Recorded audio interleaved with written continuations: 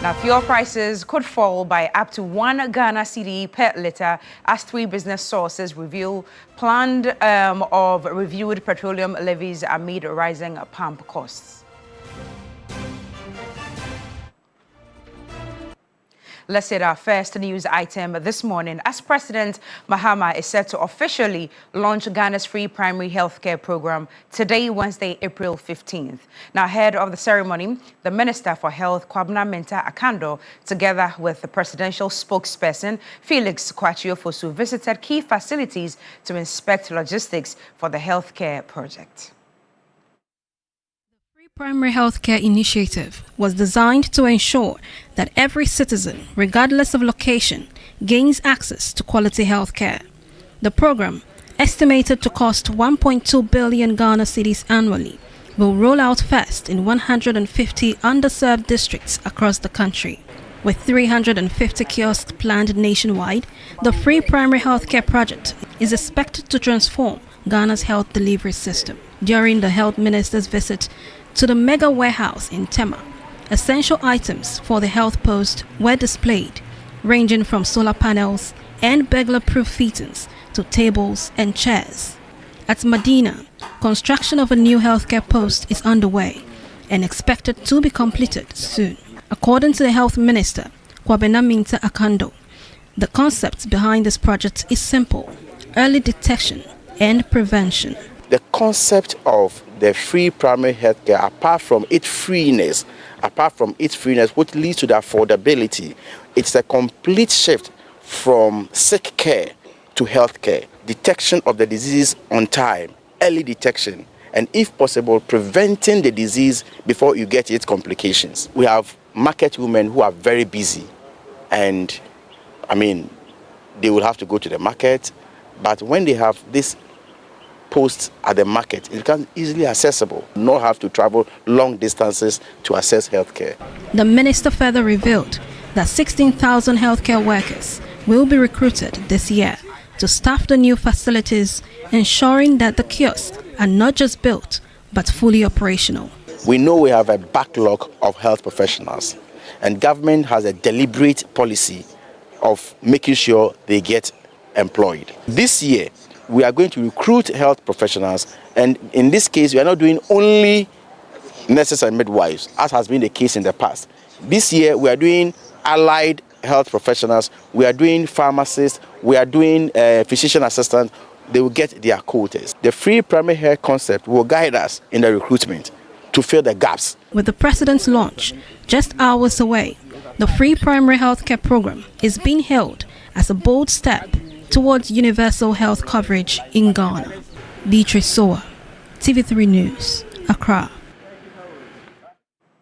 Now, let's head to the ports as freight forwarders across Ghana's ports and borders have begun a 4-day boycott of duty payments in protest against the government's introduction of the Publican AI system for determining charges. Joseph Armstrong Gold-Alogbe visited the Tema Port area and reports that many banks around the Long Room and Golden Jubilee Terminal were virtually empty, with no agents present to pay duties.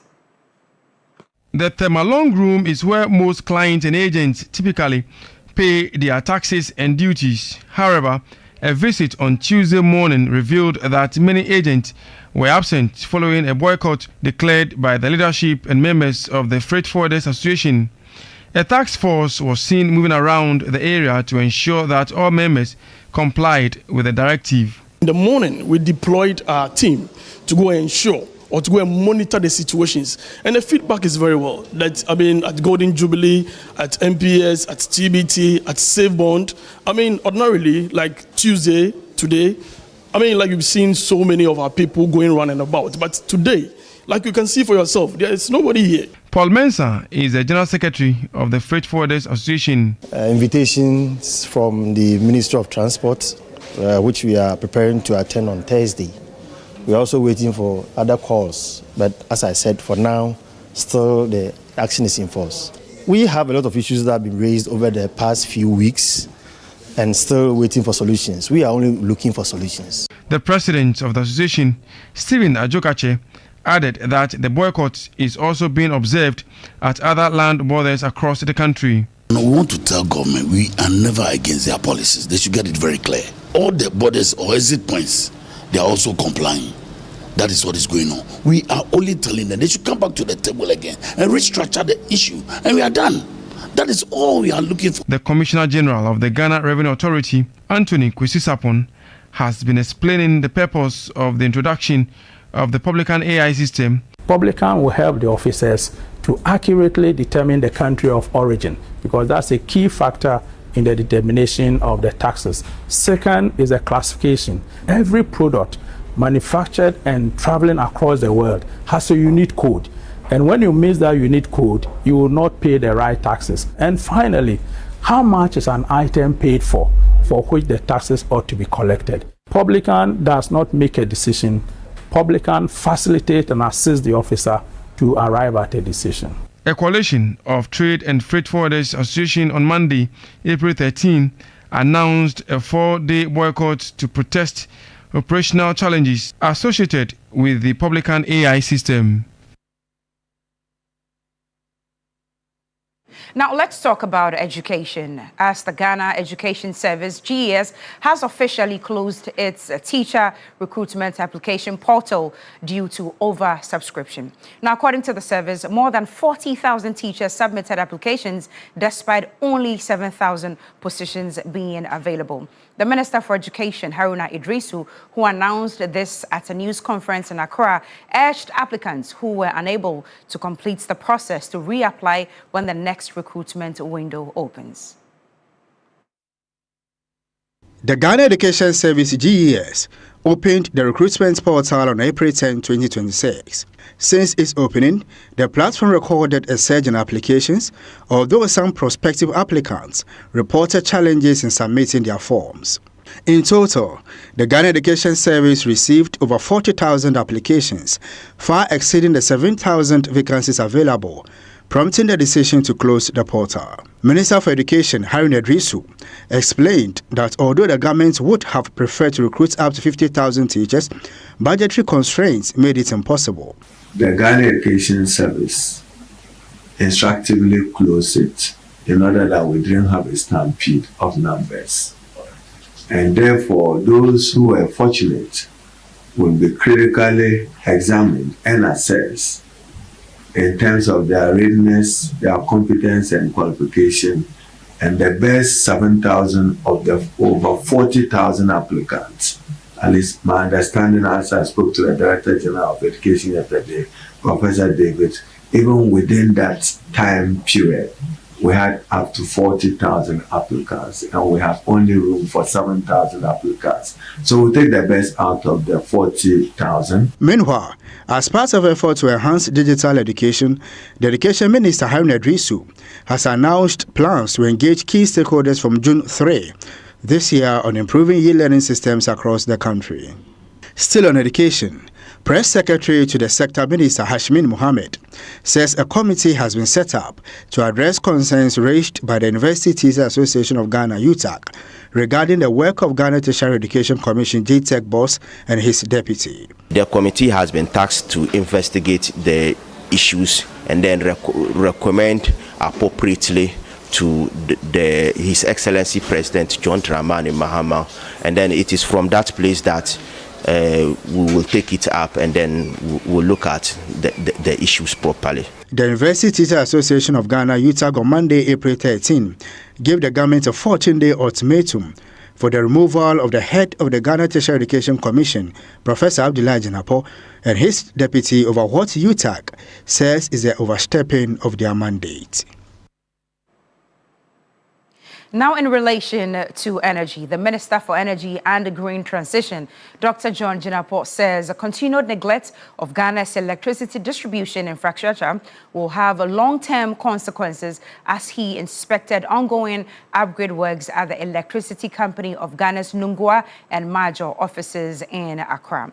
Now, the visit forms part of government's monitoring of nationwide efforts to strengthen the power distribution network.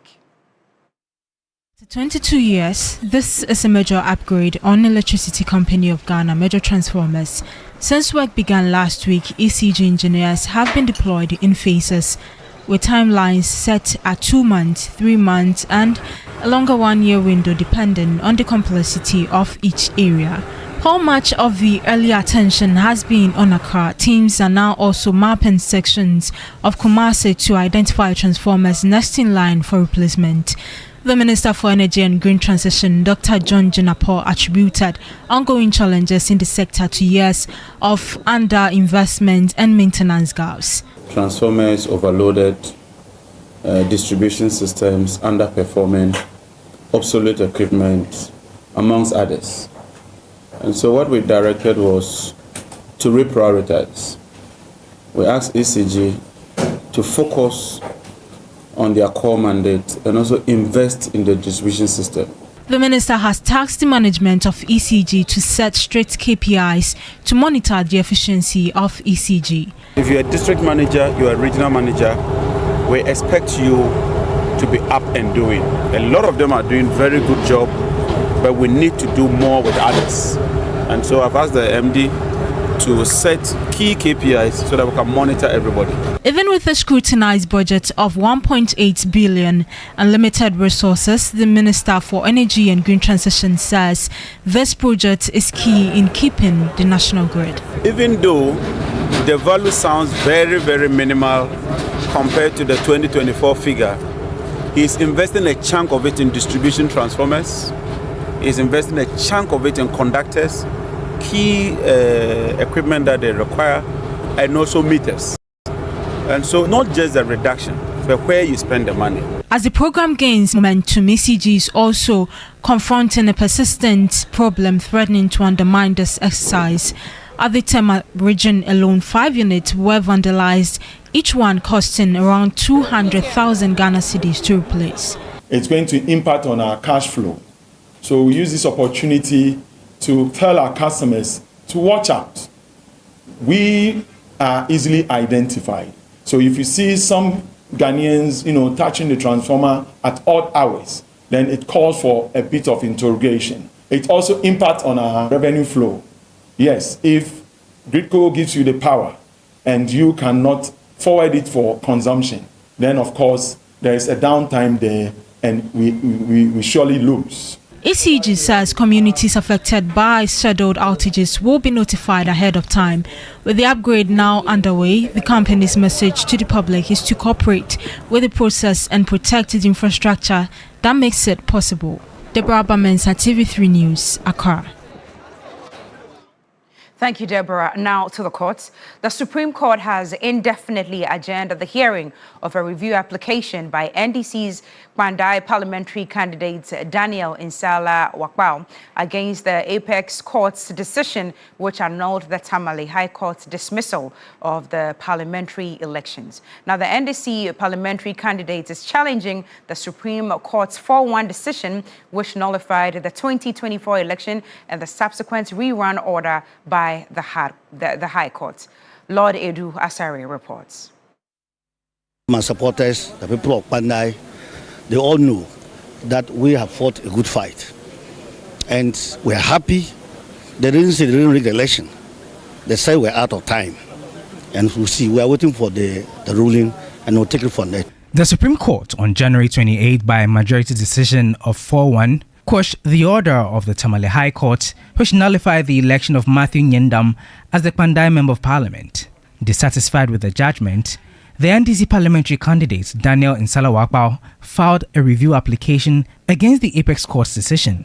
In court on Tuesday, April 14, however, before the case was called, Justice Gabriel Scott Pomang, the president of the panel which heard the original suit but was on another matter, indicated that there had been a misstep and as a result would have to set a date for the hearing of the review application. Justice Pomang then adjourned the case indefinitely. In response, Gary Nimakon, lead counsel for the Kwandai Member of Parliament, informed the court that there had been a new development after discussions with the NDC candidate. Counsel for the applicant, Sika Abladu, noted that her client had considered withdrawing the application, but Justice Pomang immediately indicated that this would have to be put before the reconstituted panel when the case is heard. Member of Parliament for Bimbilla, Dominic Nitiwu, spoke to the media after proceedings. They took their matter to court. Indeed. So whatever decision they take, we are just waiting. We just say, all we know is that the highest court of the land is handling this matter. So we are just waiting. At the end, whatever happens, we are here as Ghanaians. Lord Idwasai, TV3 News, Accra. And now to some piece of good news. Fuel prices in Ghana could fall by as much as 1 Ghana cedi per litre in the coming days. Now, according to 3 business sources within the financial and energy ministries, this is expected this week. Now, the expected drop follows a directive by President John Dramani Mahama to review taxes and levies on petroleum products as consumers face rising costs at the pumps. Fuel prices have increased sharply in recent weeks, driven by higher global crude prices and a marginal weakening of the local currency, which have raised the cost of imports.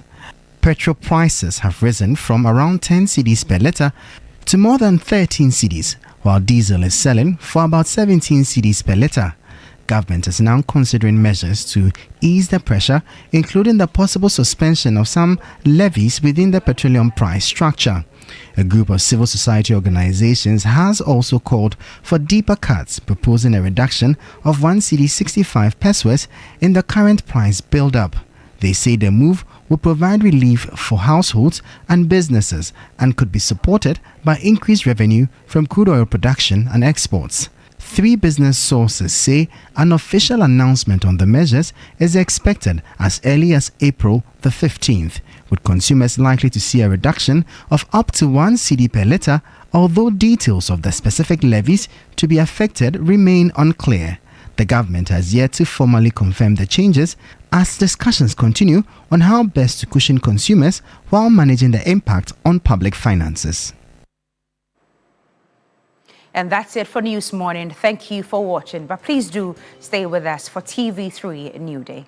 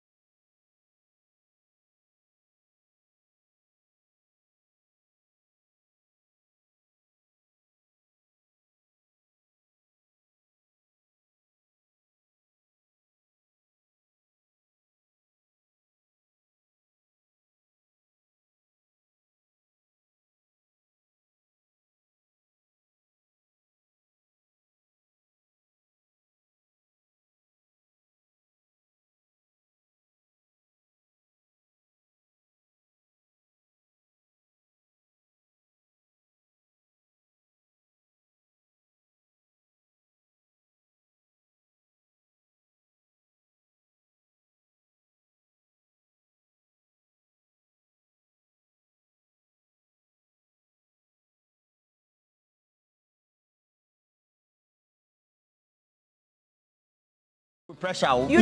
We did pressure. They increase fuel prices. Moreover, they said they go reduce them by how many? As you say, one city. So we did pressure inside. No, Chairman Godwin Tamaklo, good morning to you. Rates Group, great man. Wishing you all the best. Pai Fianku, you work with engineers and planners. You know they are taking over the Dama mine. So we'll wait to see by the 1890 what will happen. Pai Fianku, engineers and planners, good morning to you. Bright Tapia, Child Rights International, great guy. And then Chief Mante, you are in Akosombo. Let me say good morning to you as well as your wife Vivian. COP Emmanuel, good morning to you as well. And then also let me say good morning to you, the managing director of the Tema Oil Refinery, lawyer Edmond Combat, and everybody else sent to watch. Prince Nane Ayong, we have Kwesi Mensah, Obrim Ponkaba, Charlie, they just selected new data mills in Finland, and then everybody, Kwame Boateng is always watching us from Kede, and then Oseje in Kumasi is a great watch of us. Cookie will come in when we are satisfied so far with what we're doing. Today we have interesting discussions so far. I'll tell you in a bit. We have cash out as well. And Cookie, you're looking summer green top, and then I think nice summer. Pumpkin. Charlie, what's up? Good morning to you. You're looking smashing. What was the highlight of the news? I didn't watch. One city. Exactly. The 1 city fuel reduction, which we're all expecting in the next pricing window, which starts tomorrow, is what we are talking about, or is what's rife. You look like some World Bank chief executive. In Jesus' name. Bring her back. I receive it in the name of Jesus. I receive it in the name of Jesus. You know, they are doing the summits, the meetings now. So yeah, IMF. Please bring her back. Who's on duty? Who is switching? Is it Amoncho? That guy. But do you know that sometimes they deliberately do it to get at you? Do you know? They just do it to get at you. Provocative. So, yeah, exactly. They just want to get at continue. you. So, I'm relaxed. Yeah. I'm relaxed. So that's what's rife in the news, and we are talking about it. Probably when we activate the phone lines, we would ask you what you make of that, and are you really expecting it? We live in a country where fuel prices affect everything. When it goes down, well, relatively, prices of goods on the market go down. But most importantly, when it goes high, as for that one, nobody actually even waits for anything at all. All the prices, everything on the market goes high. So hopefully tomorrow we get that 1 city reduction in fuel prices. Now, there's also something in education that's been going on now. Education think tank, EduWatch, is raising concerns over what it has described as examination malpractices in our schools, and it is actually suggesting, or the policy now is that if your school records more than 50% of exam malpractice, it means that you are in trouble, and the headmasters and the authorities in that school must be moved from managerial positions into other lower serving departments of the school. We'll get to talk about that also this morning. And you know, when Harry Naiduso was here about 2 weeks ago, the conversation was about how we're going to have teachers posted, those who have been trained, certified, and they need to be posted, etc. And well, good morning to you, Eduji Tamaklu, Chief Executive for the National Petroleum Authority. And so we're predicting that the reduction in the, I'm predicting reduction in the petroleum price. Yes, products. Price for the product will be 2 cities, 3 cities. Eduji, make it happen. 3 city. The news says 1 city, please, or predicting close to 1 city. But you are praying be 3 cities. that it will be 3 cities. Eduji says I'm mischievous. It's not that. Charlie, anyway. by Iran, the Strait of Hormuz, Charlie, they're allowing it to know. They're not forced for us. They make Eduji work hard. They're not forced. Eduji, good morning to you. Yes, good morning. Special good morning. You know they make a guy say, you know if you grow fat safe. And I think Eduji, by next week, if the conflict doesn't stop, before you enter the Strait of Hormuz, we have to go and put him there. So that he'll monitor there during the day during the day over there and then come here. He himself has to go there. Yeah. Why? No, why are you sending him there? So that he can monitor the situation for us over there. On we only have 20% of... No, I don't understand. On some level. Oh, no. If you go there. It's just 9 hours flight by Emirates. But Energy has been working hard. Yeah. As well as engineer Johnson Gbagbo. Yeah. Yes, he's one of Energy's boys. Like, he's also working... Engineer Johnson Gbagbo. Yes. I see. Yes, he's one of Energy's boys. Very, very, very hard-working. He's in the hinterlands. He's in Kumasi creating awareness and everything. You know they Engineer Gbagbo? Yes. With MPA? He was here on the show the other day. The guy in the Batakari the last time. You remember him, great right? guy. Yes, he was here on I don't know MPA. I think they deliberately sell... If you're not handsome, you can't work at MPA. Oh, sir. Oh, really? You know some other guys who are very good who've been working there for ages. Maxwell and everybody. All of the handsome guys. Charlie, that's be oil money, so you must look the part. Yeah, we don't just... you for look the part, because it be oil money we didn't talk about. Anyway, now in other matters relating to education, as I hinted early on, education think tank EduWatch has raised some concerns, and we want to talk about it this morning. We'll activate the phone lines one more time for you to send in your contributions. Now, EduWatch is raising concerns over what it describes as growing inequalities and inefficiencies in Ghana's education system. Now, in its first quarter 2026 education policy monitoring report, EduWatch says despite billions of cedis allocated to the sector, major gaps remain in implementation. And yesterday, Kofi Asare was speaking, and he's also advocating that when it comes to examination and examination malpractice also, if your school records up to 50% of malpractice when it comes to writing exams, then the authorities who are in charge must all be wiped out to go and occupy lower positions in our schools. Would ask you what you make of that as well. And, well, these are some of the fallouts from that EduWatch first quarter policy monitoring report that has already come out. We'll take the montage for this morning, and when we switch over, we'll go through the slides. But teacher deployment is the very first one we want to take a look at this morning. And EduWatch says Ghana has about 15,000 more teachers than needed nationally, yet 30,000 classrooms still lack teachers. How that is possible, I don't even understand. This is a problem of distribution, not shortage. And this morning, as I was reading the news also, I hinted that the portal for applications for teachers has been closed because they've received it's been oversubscribed. The application could take about 40,000 people, but there are only 7,000 vacancies. So if you strike the difference, it means that 33,000 of those people who applied to be teachers will not even get the spot or make the mark. But well, let's continue with EduWatch's first quarter policy monitoring report, which also now says that surplus teachers must be moved to where they are needed. Those who refuse transfers should be removed from the payroll. Yesterday, Beatrice also had a discussion on, okay, we'll come to that. But let's further continue with school furniture. Now, Ghana's school furniture deficit has reached 1 million. Many children are still learning on the floor or on the ground, as we see in the hinterlands especially.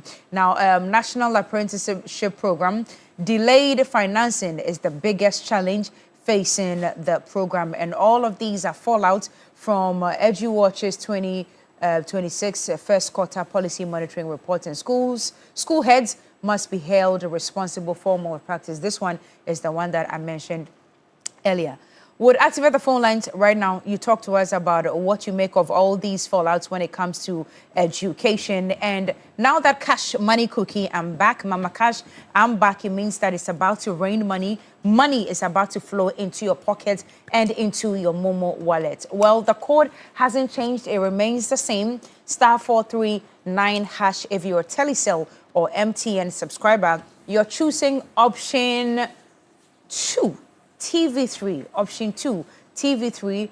One coupon will cost you 5 Ghana cedis, and you're playing as many many times as possible to increase your chance of winning now. So start playing now, *439#, *439#. If you're a Telecel or MTN subscriber, 1,000 Ghana cedis going out to 10 people. 1,000 Ghana cedis going out to 10 people. Welcome to This Morning. It's still TV3 Newday. Let's activate the phone lines now.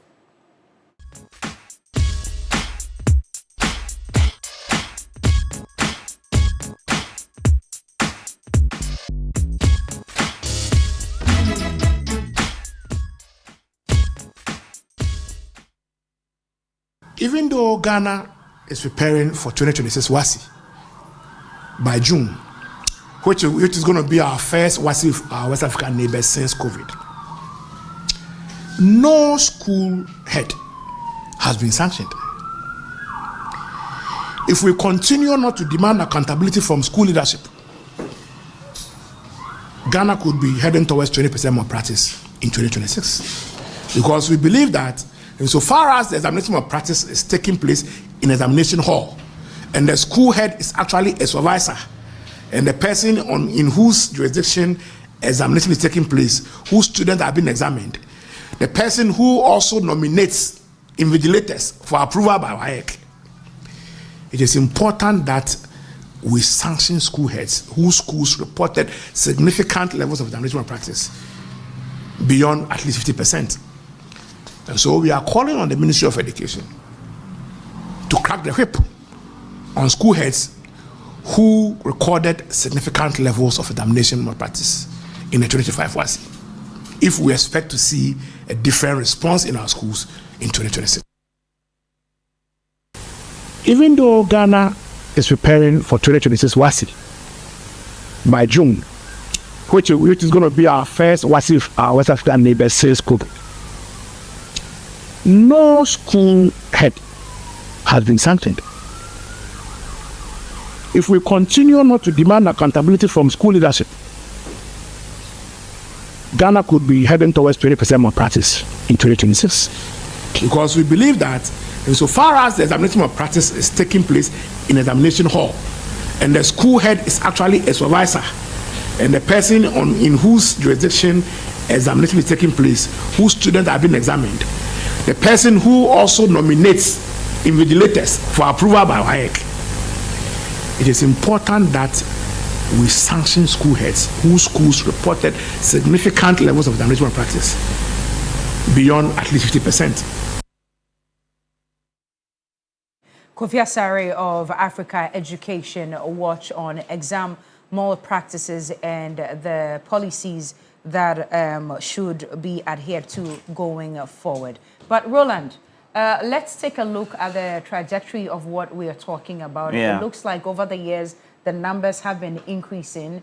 There must be factors accounting for the increase, and that's what you want to take us through. Well, certainly. But in the last result of the BEC, though, we didn't see that, and that was a concern for many. And so we're just making sure that we also apprise ourselves with what the more practice rates have been over the period. Now, particularly when you want to make a consummate interpretation of what the incidents have been by way of the numbers, it also means that you look at it from some marginal percentage terms. And Cookie, you take a look at a trend from 2018 where we had just under 1%. By 2021, we had more practices, our incidence of more practice reported as high as 2.4% of the numbers as we recorded previously, rising as high as 7% in 2022, 10% in 2023, and just over the last 2 years, climbing up to 14%, inching close to 15%. And that's quite scary. And you'll find that the result from the BEC over the last period, over the last year, and the concern that had been raised was the fact that, Cookie, we're told that the students were not allowed to copy, so to speak, but particularly for WAEC, or the WASI exams at the senior high school level, the numbers were not too good as well. So that brought to the fore the concern about the comparable figures of how well they did compared to 2025, and the reasons being assigned why the last year's batch did so badly, averagely, compared to the numbers over the period. So the concern is if the teachers or the supervisors or the examiners within the period of invigilation are allowing students to copy or are helping them to copy, what does it mean? What are the implications on the result, the product we have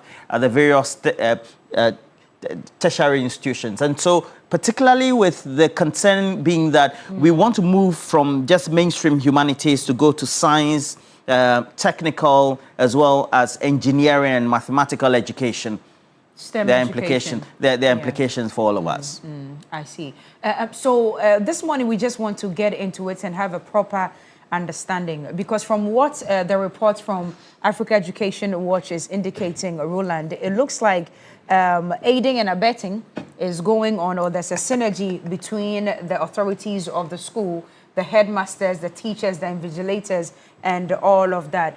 Is it that some schools in particular want to shine or want to outshine other schools when it comes to bragging rights, to say that, okay, a certain percentage of our students passed the BCE exams and they did better than that of last year? What is accounting for this? What are some of the reports that you are hearing? And one of the concerns also that Kofi Asare raised was that most of these occurrences, especially when it's brought to the fore or brought into the public domain and concerns and complaints are sent to the GES, nothing really is done to some of these teachers. He's actually gone back to some of the schools where some of these complaints came from, and the teachers who are culpable were still at post teaching and just going about their normal duties. Let's get into it.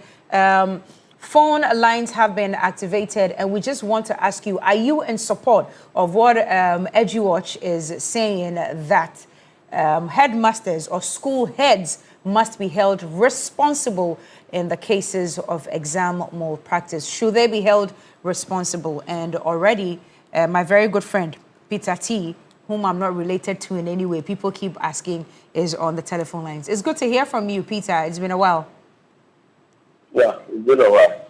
How are you doing, sir? Okay. Cool. You look at splendid in your appearance, as usual, anyway. Thank you.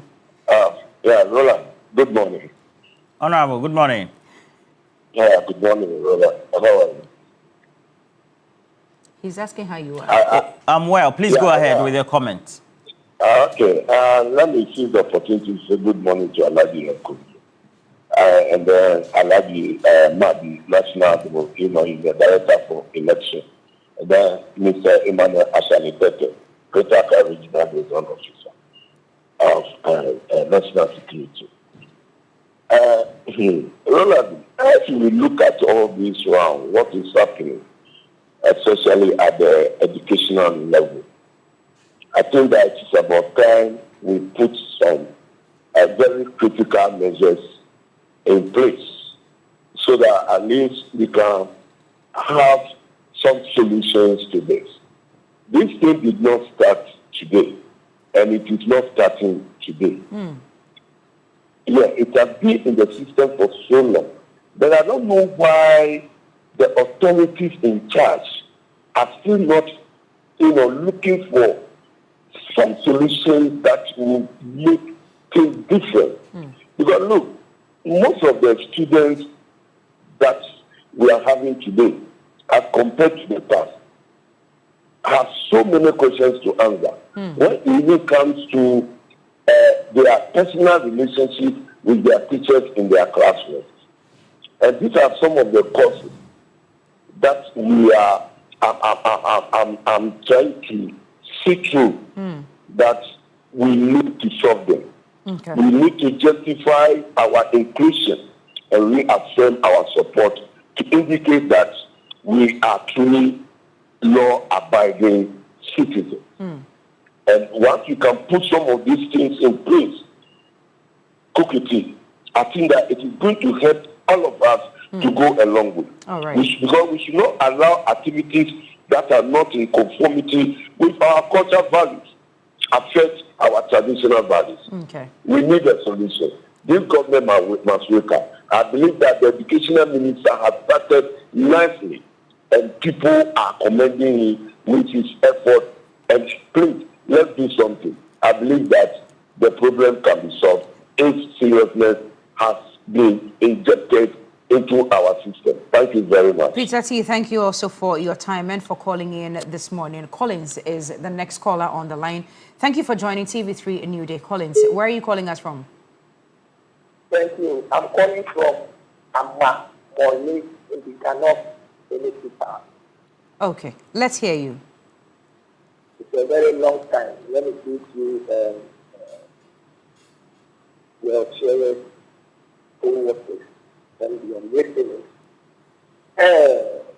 Let me take this opportunity to want to greet Peter Akotimen, and Deputy CEO of the Shipyard, and Kenneth Boa, Lagno, Raymond Bond. Look, since in Adam's era, leakages, every day in, day out, the head teachers should be held responsible because it's amazing. Every year, you have leakages in all our schools. Why? President Mahama, God bless you wherever you are. We are resetting Ghana education once and for all, so that this thing will be a thing of the past. It's amazing. Look, let the children should write the thing that she knows better than the head teacher. Always give them apple, and after they enter into the next tertiary or whatever, then you look that you hear that it's difficult for them to write their own exam. It's becoming. So I'm very happy. I heard this yesterday, and I observed for President Mahama and the NDC that yes, we are researching Ghana education. What really Ghana will move in better. Thank you very much. Thank you too for calling us, and really we'll get into some messages now. The first one is from Abubila Godwin. It says, "Good morning, Rolly and Cookie. Welcome to." Welcome. Okay, they are preparing the roads to welcome you this year to the Samampede Festival. Okay, fast to the question we're talking about. The unemployed issues in Ghana speaks volumes on national security. Just 7,000 slots for over 70,000 applications received. Yes, I can tell you that I know some who are selling slots already. That is the problem we have as a country, which is driven by politicians at the top. This is from your Binduri boy, Camille. All right, Camille, thank you for your message. Abubakar, you've also joined us on the line. Where are you speaking from, Abu? Okay. Yes, Abu. Good morning. Abu, there's some noise in your background. Can you please take care of it for us so we can hear you clearly? Okay. I totally agree with the... Abu, you're listening to us through the television set. Can you please do so? Hello, Abu? All right. Please take note that when you do call us, please do not speak to us through the television. Speak to us through the phone devices with which you have called us. Really, let's do messages. Yeah, so I have this one from BT Sly, who says that from education to health and across all sectors, government will continue to close the gaps. And with the coming in of free primary health care, access to medical care at all primary health care facilities shall also be absolutely free. All you need is to identify yourself as a Ghanaian and then make sure that you take advantage of this. And, well, we also have this one from... Okay, so this one is coming from Sherry Giovanni, who is an educationist himself. Good morning to you, Samuel. Says that their attention should also be paid to the private schools. And he continues, in most of these schools, the mock practices are dominant or predominant because individuals want to attract more students to enroll in their schools. Secondly, the low-graded public schools are also culpable, and they wish to move to the levels of the top grade A schools like, it says, Ketasco, Bieko, Adisco, Presec, Pojoba, or or Pope Jones, Ola Girls, among many others. I therefore support Kofi Asare's suggestions to have heads invigilators and other monitors punished for recording malpractices in their schools or centers, and says greetings to Mr. Anthony Hajida. And then I have Newday Gatukwekwe. Rather, Prince Henry Kofodia also says that the fact is the lack of discipline in our schools can be taken out of the courses, leading to more practices and indiscipline. We need to bring back the missing discipline in our schools. The current phenomenon is very sad. That's why I stuck with the education minister following his defense of last year's results. And Aaron Brasso, also with the new Tafo Government Hospital. Good morning to you. Alongside Dr. Felix Bwedi Dankwa, Esther Dakwa as well, and Lily Wilson. All of you at the emergency ward.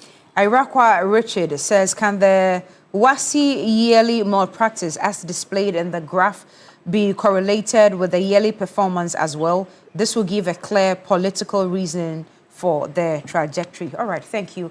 Another caller is on the line. Hello, good morning. Your name and where you're reaching us from? I'm Kwabena from Afina. Say that again, sir. Kwabena from Afina. From Afina. Kwabena, let's hear you. Your thoughts on these policy reforms regarding education? The policy is not all that bad, but then it shouldn't favor or shouldn't be biased. You get me? Because let's take, for example, the category A schools. We don't hear that maybe a teacher has been caught involved in examination malpractices. But for the category C schools, every day, code in this and that. It's not fair. It's as if the students in category C schools are dumb-headed, and the category A schools, for instance, are smarter. It's just that they have one or two exceptional students. This exceptional school targeting the category C schools, saying that this teacher is involved, this student, and they got to be sanctioned.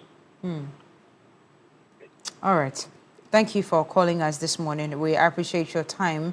And do you have more messages, Rolly? Well, we have a couple of messages. We have Kofi Asare on the line. You speak to him in a bit, but before then, more comments coming through. Edouard Mankwan says that the practice of invigilators as well as teachers also helping the students has always been with us. But what has accentuated the situation is the introduction of technology as well as social media, which makes it easy for you to be able to transmit information in real time when the students are in the examination hall, for them to be able to copy and answer those questions. And those should be dealt with. The problem is we also need to have proper scrutiny as well as investigations undertaken on all those who will be supervising the examination, so that on that day, every corner and space will be tight to prevent more practices, so to speak.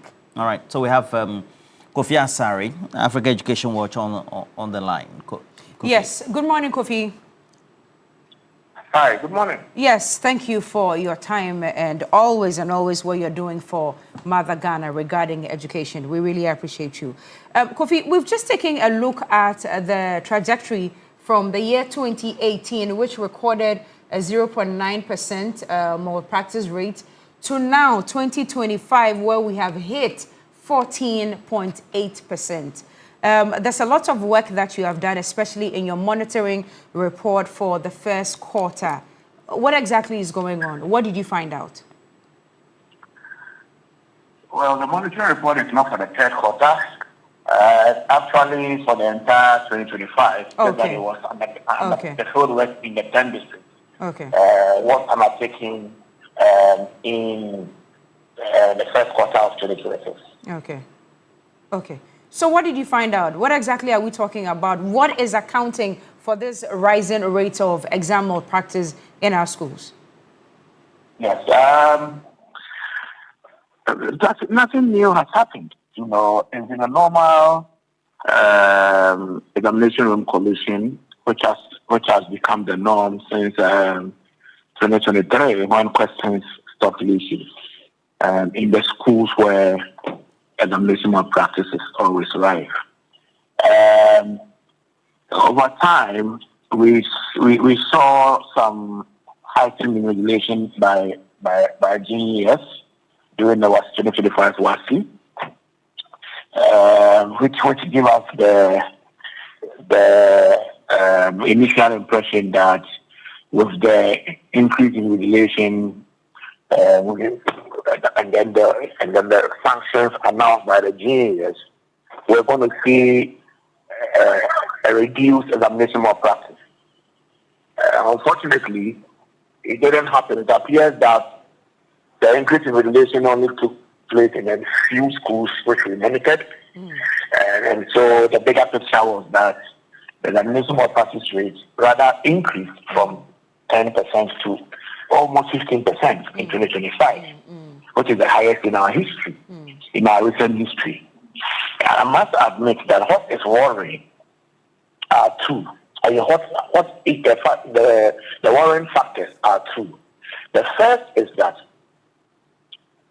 ahead of the examination, GES and the Minister of Education announced that teachers who are found culpable of participating in the examination malpractice will be fired. They were straightforward. GES issued a statement. The minister is the one who made the first pronouncement. And so we were very happy, and we issued a statement commending the minister for that political, because we've been pushing for that in the past 7-8 years. It never happened. Once in a while, when a teacher is involved in a criminal, an incriminating examination malpractice, i.e., where a teacher is involved in impersonation, that kind of high-level malpractice, which has criminal implications, then you will see GES dismissing that. But the norm within the GES over time has been that a teacher is involved in examination malpractice, and then sometimes he is queried. Or sometimes he is given 1 month suspension. And we've seen it in many cases, in many cases. So dismissal wasn't the norm as in first line response. But we believe that dismissal was always the only way to make a business a high risk one. So when they announced the new sanction, we were happy. Now we've done the WASI, we've gotten the highest ever in recent times malpractice rate. We are waiting for the GES to fire the school heads who recorded significant malpractice. I mean, for instance, if you did an examination for 1,000 candidates and half of them had to have their results cancelled in math or English, that's 50% malpractice rate for that paper. You can't be a headmaster because you are a supervisor during the examination to begin with. Right. And number two, you are the one who single-handedly puts together the regulation team. So if there are such blunders, it is unconscionable that you will be excused, because you are either involved or you are not leading. That is why you don't have to be kept as a headmaster. You can go and teach, but then you must lose your position as headmaster because you don't have the competencies required to supervise examination. That's all we talk about. But unfortunately, 3-4 months since what is also released, everybody is at post, nothing has happened. And they are planning for the next one. And what is making this matter very, very, very disturbing for African Education Watch and other stakeholders is that in September last year, an investigative journalist risked her life, Francisca, and her team did an investigation, undercover investigation, into the dark world of BEC. That's the name of the documentary. Aired on major television networks, and it's still online. Where in some schools in Accra Metro, collusion was live. Teachers collecting money live in a big box in the examination room, and then students being fed the answers. The investigator herself was part of the team because she was an invigilator. She gave us insight that we were already aware of, but we thought that these things were normally rural in nature. This was Accra Metro. We wrote to the GES leadership requesting for investigation and sanctions for the teachers we saw in the documentary and others that we know were backing them. from the education office. What happened? We are in month 6. And the school is going for the next BEC. And nothing has been done. done. As I speak to you, all the staff who is in the video are still at post. And so we are asking ourselves, if this is the inertia with which we are going to approach accountability for the national practice, we must forget about the whole issue of reducing examination practice because we are not serious. I can understand the concerns, and we share so this morning as well. But in discussing this very matter in some quarters yesterday, 2 elements were fished out, and I just want to ask you this morning. For the students, it seems there's the pressure of making it into all the Category A schools that they have selected or make it to their first choices. That's the number 1 pressure on the students.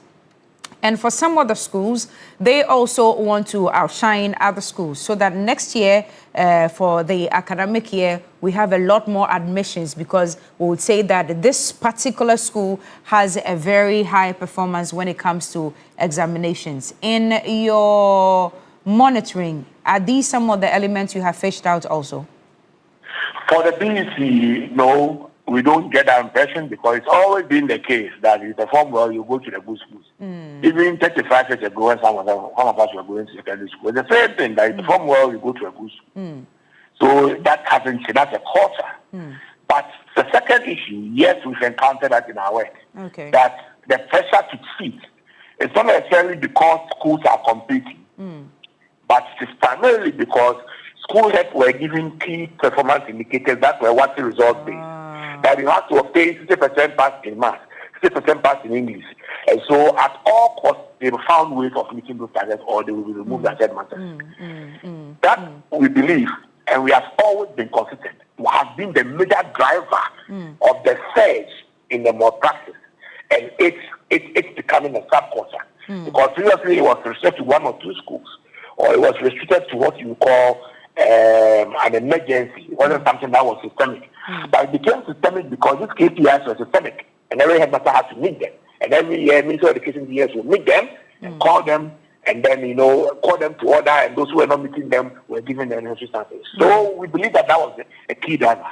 But we have advised the GS and the Ministry of Education to withdraw those KPIs because those KPIs do not serve any purpose so far as I'm concerned. If we look at other countries like South Africa's KPIs for HTS are not KPIs related to examination results. No.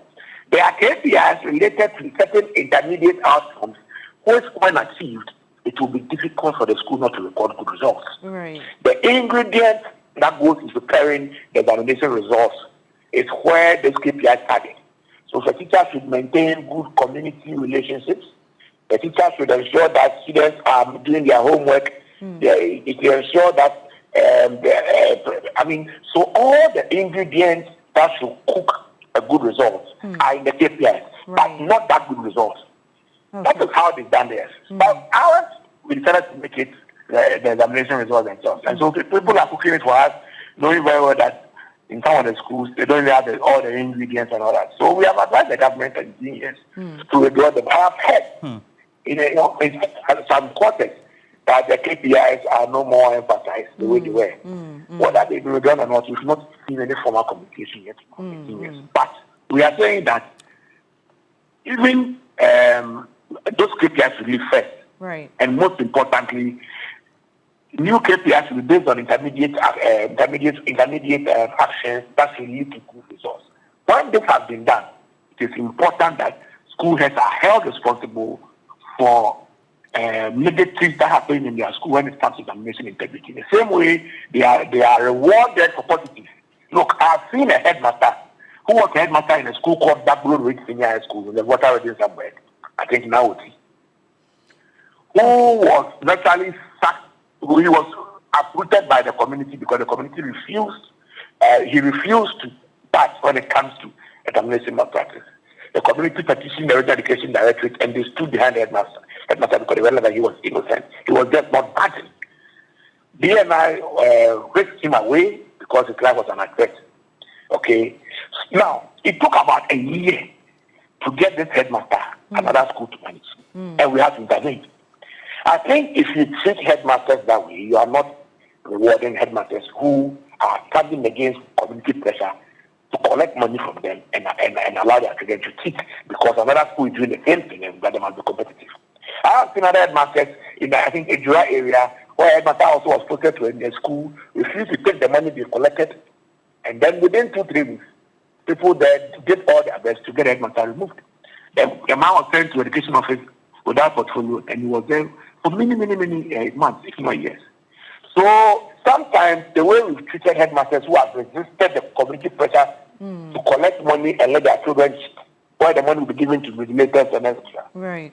It doesn't exude, that level of, confidence in headmasters to prevent communities from cheating and then do the right thing. So we must always be looking at both sanctions for bad things happening in the examinations and then good things also, or if you like, reward for headmasters who survive clean examinations or who resist attempts by communities to teach. Those carrots and sticks are important if Ghana will make any progress towards examination process. But this current system where we do the examination 3-4 months after results, everybody's aware that something has happened, they are recording the highest levels, and then CSOs have to go and make noise. Before GES. Oh, that is not proactive to do that. And we don't want to encourage that because that is not a solution. It's actually part of the problem. Right. Kofi, we thank you for your time. But in closing, since you made your last point in relation to exactly what you said, that they will make noise and then another year comes. Do you think that we should consider other alternative assessment models either than one major exam which has been recording all these more practices? There have been proposals. Last week, in one of my meetings with some key stakeholders, including Dr. Edichum, he indicated some innovative approaches that he had been considering. In fact, he even discussing those approaches long ago. And including having a highly serialized system where in one room of 1,000 candidates, almost everybody is answering different questions, generated electronically. Almost everybody is answering a different question. Almost everybody. So my paper is not just not the same as yours because my number one is my number two. No, but we are all answering different questions. Right. So it makes it practically impossible for the investigators to go and solve the questions and bring them because you need plenty people to go and do that. Right. But again, that's a proposal. But this proposal cannot replace accountability. It cannot replace accountability because there can still be collusion. They can still fix some of them. Those that they can fix, they can still fix them. And so there can still be collusion. In those days, when questions were not leaking, the students were getting when questions were leaking, the students were getting the questions, and then they will solve them before the examination. Right. And feed them to your class. When the questions stop leaking, schools learn how to line up subject teachers in the laboratories or other corners in the school, and immediately they open the bar and start distributing the answer booklet. The teachers will start solving them. So by the time they get the question paper to start, 10 minutes into examination, they finish solving them. And they will line up 3 to 4 teachers in this handout solving them. And then they are transferring on other platforms to the schools. They've always found a way. So maybe if you bring this system where you're going to have 10 different or 20 different questions being answered in the room, I'm sure that because the students are paying for this, what they are discussing is business. All right. It's not just KPIs. They will line up people to resolve them. So the two should go together. Leadership accountability and then innovation in the questions section. Kofi Asari is the Executive Director, African Education Watch, doing a lot of work for Mother Ghana. Thank you so much for your time. We'll definitely come back to you for a lot more in the near future. Really, you've got messages for us? Lots of messages, people's experiences and what they also think could be done to improve the situation. Philip Edumensa, good morning to you, Philip. Been a while. And then says that Roland and Cookie, would you believe that questions in the 1996 Life Skills SSCE paper then was a mock examination paper for a category A school in Cape Coast? Well, bring me the mock paper. It's been how many years? 30 years. Philip Edumensa there sharing his thoughts on the subject matter. of indiscipline, as well as mock practices being experienced during main external examinations. Sheikh Abubakar Ali Napar, good morning to you of the Light Foundation. Importantly, he says that we need to make sure that discipline is retained in our schools. Because for schools, in fact, the level these days have dropped so low that our students have now become very lazy and now indulging in acts like internet fraud and scams. That said, best regard to the government for making sure that they listen to Ghanaians in reducing taxes on fuel. As a result of that, prices of fuel could be reducing tomorrow. And that means that the government is sensitive to the needs of the people. IB in Tamale says that, please, I want to repost to your station that the VIP station in Tamale has increased the transport fare from 300 cedis to 360 Ghana cedis. By the time there was massive reduction of fuel and they reduced their fare. So please, I beg you, read it, please. Well, I have. IB Tamale. I have done that as well. And then this one is coming from Courage Kotuka, I believe is an educationist as well. He says, I don't understand why Mr. Sari is not addressing the issue of reading materials and the shortage of teachers in some of our schools, especially at the basic level. And he says, we're seriously struggling due to the lack of teachers. As for examination malpractice, it is largely now being influenced by technology. In fact, some students even see the questions before they get to the exam room. Therefore, we should also look at the source of the exam questions, which is also going to be WAEC and Kotuka Courage from Angloga Lashibi. Ajay Boateng says that, look at all that is happening around, and you get to know that the MPP government did far better. I see your statistics that you've put on your screens this morning, showing that malpractice is high. But last year, WASI results showed that students did poorly. That should be talked about. Why did students do poorly just immediately after the MPP government of Nana Addo Dankwa Akufo-Addo leave office? And that should be at the center of the discussion. Mani Nimani is watching us from the UK, where there's no more practice, I believe. Oh. Well, someone would say there are more stringent systems to control okay. Yeah. Mani Nimani in the UK said, due to the traffic light system, the teachers don't have enough time to spend with the students, and they don't even finish the curricula and then the various topics in the textbook. So students could find other alternatives, and the heads might even be better aware of it. But it doesn't mean some of them don't know anything at all. And Prince Nania York, good morning to you as well, says education needs to be really looked at. You look at all the various facets of education in our country, and you will find that we need to pay attention to a lot more. And then Chairman Dominic Echampong is watching us and says that belated happy birthday to Apostle Lambeth God's Brain Agbanyanu, the resident chaplain of Jubilee House or the Flagstaff House, and it's from his brother Dominic Kessie Champong. Good morning to you, Mr. Kessie Champong as well. So more comments coming through. All right. Prince Henry says that the fact is the lack of discipline in our schools. That cannot be taken out because of the malpractice. We need to bring back the missing discipline in our schools. All right. We'll be taking a break now, but just to remind you to pack up your day the Milky Way with a rich, smooth taste of Peck milk shortcake. It is pure delight to get everywhere, every corner store in the country, and get some for yourself and your family as well. No more messages, right, Rolly?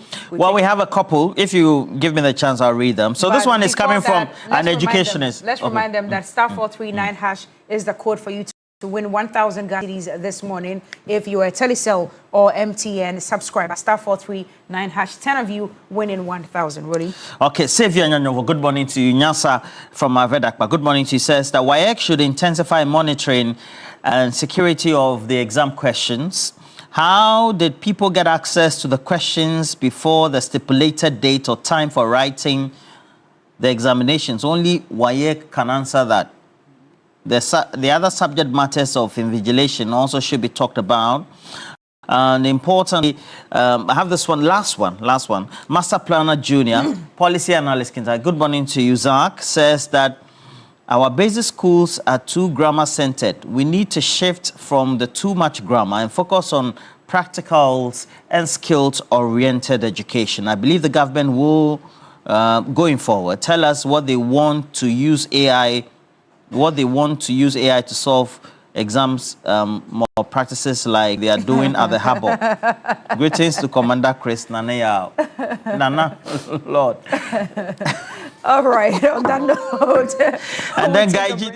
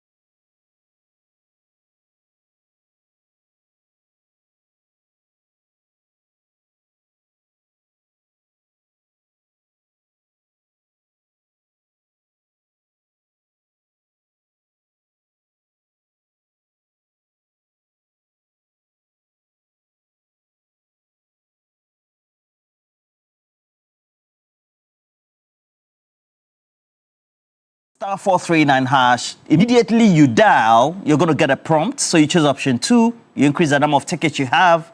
Then you become one of those lucky winners, you know. Great. Let me say good morning to a great friend of mine. And he's celebrating his birthday today. Clyde Owusu-Abuaje works with Casapreco. He's the quality assurance manager. I don't know whether he moved upwards as well. But happy birthday to you, Clyde, from myself, your wife, Mamavi Owusu-Abuaje, the rest of the children as well. We're grateful to God for your life today. Kwame, have a good one. Clyde Kwame Owusu-Abuaje of Casapreco, quality assurance manager, wishing you all the best for the day. It's your birthday. We have a couple of people who have already joined us. Bruce Foko, I see you already. Oliver George is with the Manfe Girls Senior High School, the Methodist school there. And then a couple of you also, don't mind technology. And then also we have a couple of you who have joined us on social media. We're grateful. I see Millicent. Good morning to you. Akasokri Joseph. Felix also has joined us and commenting already. And then I see you, Carl. Nikal, good morning to you. Kojo, wishing you all the best for the day. Neodati Mills and all those who tend to watch us from the diaspora. Justice and Ayira Kwa Richard as well, Kwamena Acidity and Ahafo.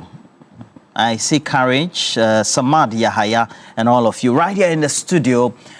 Well, we want to discuss a subject matter of the way forward for the Ghana Revenue Authority, the Ministry of Finance, but particularly all those who tend to import goods and export those goods out of our country as well, because there's a dispute that's raging. And on one hand, we have the GRA that has now deployed a new technology to make sure that they check valuation or value of goods that are brought into the country, and that will have a corresponding, value to be paid, by the importers as well. It's called the publican. And it's been put together with AI algorithms as well that enable it to be able to codify, detect the goods, and then streamline the average pricing from the source of the supply. And then they look at what the average pricing is and then determine a rate for the importers to pay. And the importers so far have not been happy. They said not only has it resulted in high increment in the values they are paying, but more importantly, there have been delays, and they say that the goods have been overvalued and they are losing money, they are losing business, and some of them are even threatening strike or a sit-down action, so to speak.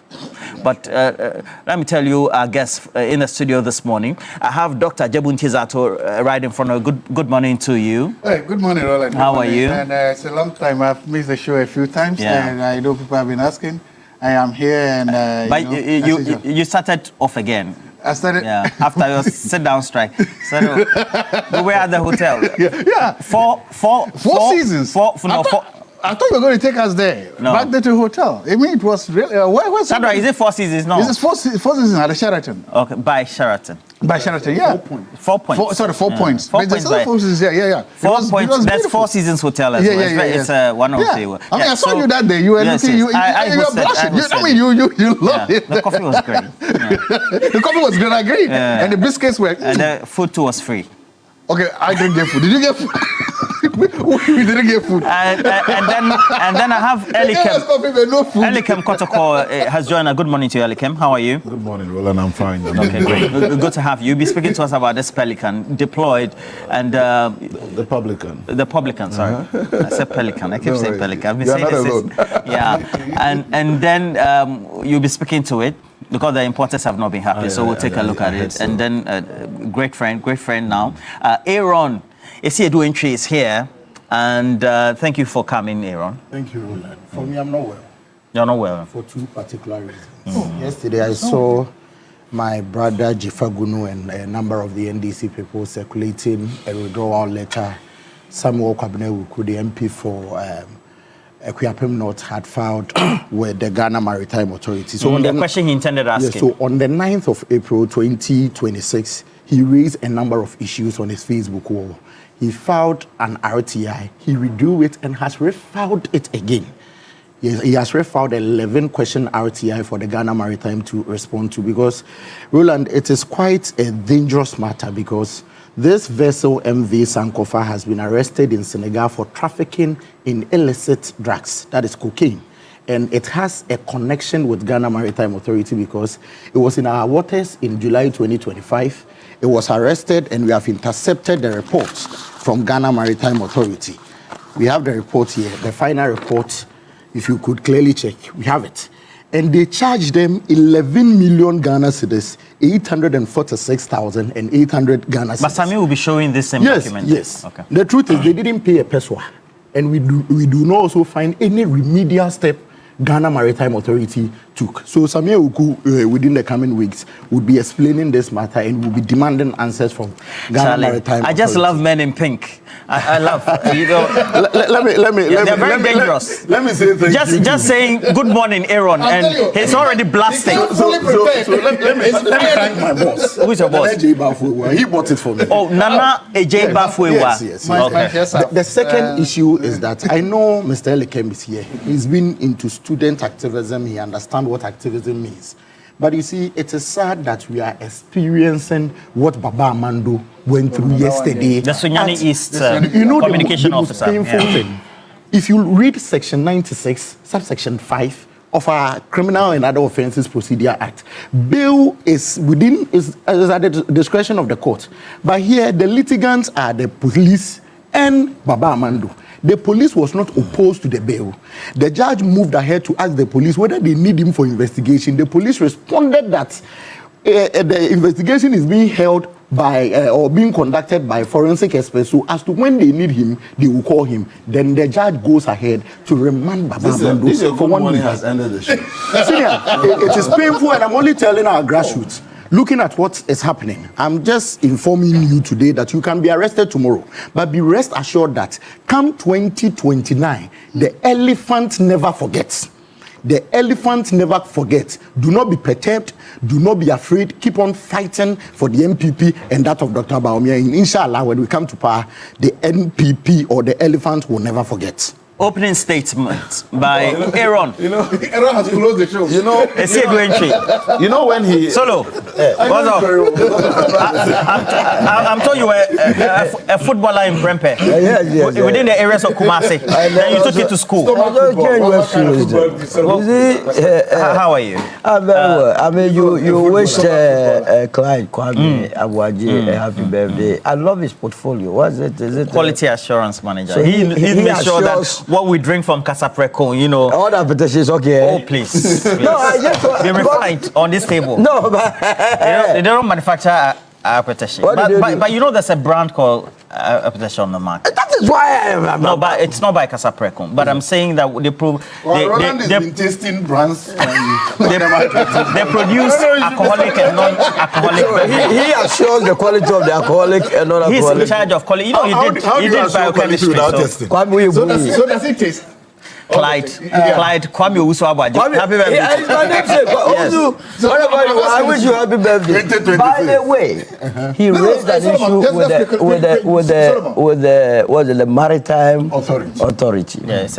I only hope that they will be able to provide answers because these are serious matters.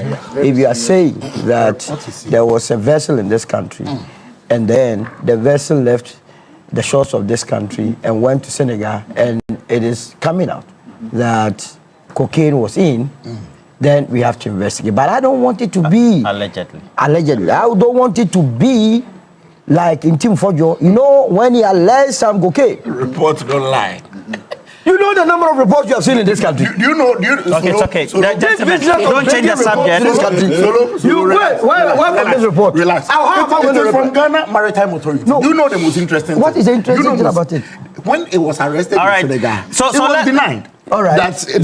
Aaron. You see, in maritime, there are, for instance, laws, UNCLOS, for instance. I do not know the details of this, but if, for instance, the vessel was supposed to just be allowed passage, Ghana may not have any right to the report I don't know the details yet. I'm hearing this for the first time. The report so there are a lot that they don't pass the UNCLOS test. Okay. And so they charge them. Okay. And they didn't pay a peso. All right, and they have absconded or they have been released. So that we are yes. I'll be monitoring those releases. It's a good story. And I'm happy that So the member of parliament will file. So they come in this world following. Yes. It's a juicy story. No, he reviewed it because the first RTI was addressed to the head of entity, but the law says it should be addressed to the information officer, and that is the necessary changes. And also provided details for communication to him in the second letter. Aaron, the man in pink. He's the only man in pink. Asaki Awingobit is the president for the Importers and Exporters Association of Ghana. Good morning to you. And Mr. Awingobit, why are your friends not happy with the publican? Well, thank you. First and foremost, I can't see myself on the video. I don't know if you are seeing me. Am I loud and clear? Can you hear me? And can you see me as well? Just go back a bit so that you frame yourself well. Then we can put you on the television. Okay. Yes, I can see. I don't know whether if it's from my side or from your side. We can see you now. Please, you can talk. Just go ahead. Okay. So, thank you very much. First and foremost, let me say a very big good morning to your cherished viewers and my colleagues. Some of them probably may be my friends and my lecturers. And let me also say a good morning to yourself and say that 24th of April, I will be 47, and that will be my birthday. I hope you remember 24th of April. You will remember to celebrate me.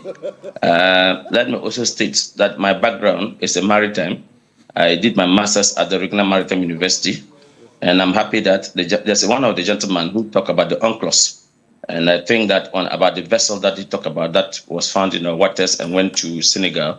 I think that if I heard it right, at the time, this was a story that I dealt with it some time ago, where it was said that the vessel was in the waters trying to do business, transacting business, and was arrested. And they said the Ghana Maritime, some big men left them to go. But I think that the uncle will tell you what it means when you say somebody is doing business in the waters. If you see a ship-to-ship transacting businesses without any authorized, without any orders or taking permission from the Ghana Maritime Authority, which is the local chapter of the IMO, the International Maritime Organization, then of course, before you see ship-to-ship transacting and there's no maritime, the Navy is not around, the Marine Police is not around, it means that they are actually transacting illegal business. That means they are transferring one vessel to another vessel. But the report that I got or what I heard, it wasn't like that. I think that first, they charged them for transacting business in our water without permission.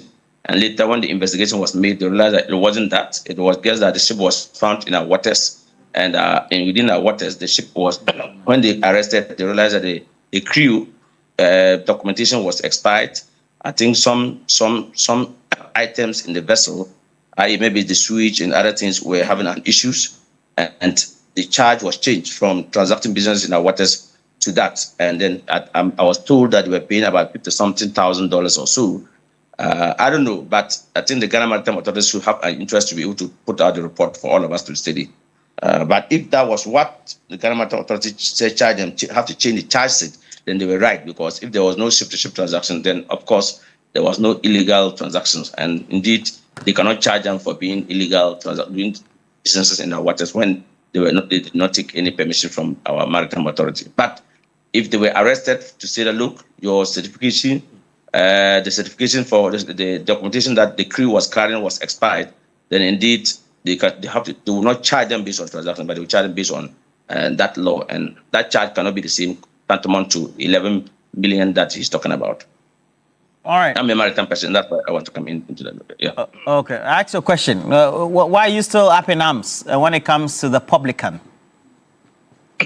Well, thank you very much. I think that I have made a statement out on the 9th of April. I've said that I disagree with my colleagues, my counterpart from Buta, my counterpart from the free forwarders. I strongly believe that this is a policy that has come to bring parity to the system, sanity to the system, that Roland is doing businesses, I'm doing the same businesses. We go to a market to buy frozen chicken. Let's use frozen product as an example. No matter how I'm buying 20 containers, 30 containers, no supplier will give to me at $1.20 or $1.50. Same thing, no supplier will give to you within an average, maybe in a range of, maybe it's between a unit price per carton will be between $3 to $4 or $5. That's what is in the applicant. So if you and I all come back with our product and I put in a declaration and I said that I got at the negotiated price at 1.2 or 1.7, and then you came and then put your rate at $3 or 2.5 or $4, the publican will never add any value. The publican will accept your value, Roland. But my value at 1.2 or 1.7, the publican will flag it, and then the publican will ask me, Mr. Zaki, if you think that you have gotten it a negotiated price, how did you pay your product? Did you transfer money from Ghana to pay your supplier? If I said yes, they will ask me, okay, so what was the value? Can you provide us with the SWIFT transfer? That is where those who knew that no, your value that you declared that your value, the container was given to you maybe at $40,000 or at $30,000 on the unit price of $1.70 is not true, but you actually paid between $3 or $4. Now, when I bring in so because I cannot, if I say I'll go and bring you the bank SWIFT, I'll be exposed. So many people go there and say, oh, it's true, I'll pay, and then they are paying. They knew very well that before the publican, if I declare $1.70 and you declare $3, custom officers that will use the ICOM system to calculate or to go through classification evaluation will value us. If the custom has a price mechanism that will go and look and say, oh, maybe as a $1.70 will give you at $2 or 2.5. And my $3 or $4 will assess me based on that. This time, the system say no. If they are assessing me at $3, they should assess you to at $3. So if I disagree that I did not pay $3, then bring your bank SWIFT. Then it becomes tug of war. I think that we should embrace this policy. This will bring parity. This will bring sanity.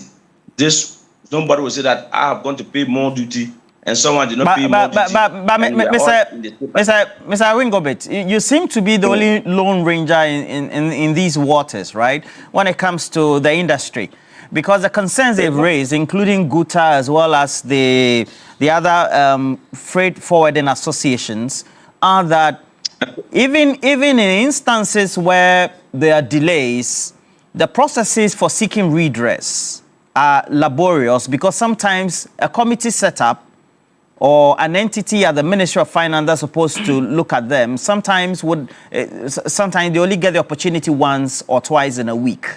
And even sometimes they don't even know which outfits or who to go to at the Ministry of Finance. Is it not a concern for you as well? Okay, so in as much as you said I'm a lone ranger in this, in as much as I represent the interests of Importers and Exporters Association, I said it yesterday, I cannot cover or condone for people not to declare the proper values for my country. We have a country to build. That's Ghana. I'm a Ghanaian. I must be Ghanaian first. I must not be anti-Ghanaian.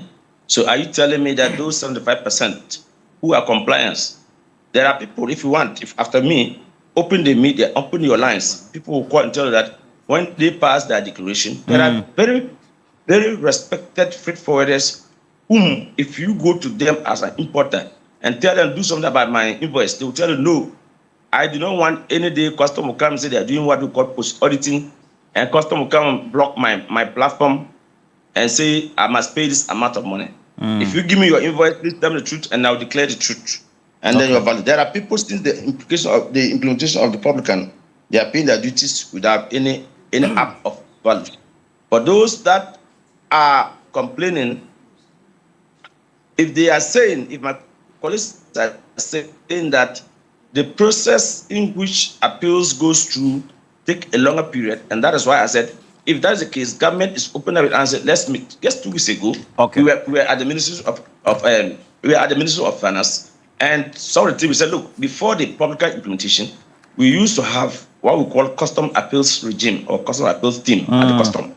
If the lifting of values is not today, so if your values were lifted and you put in the appeal, it goes through the custom system, and the team look at it and say, oh, let it go or don't let it go. Let him pay this or don't let him pay this. Okay, all right. The ministers agree with us and said many of the things they've asked customs to use their discretion.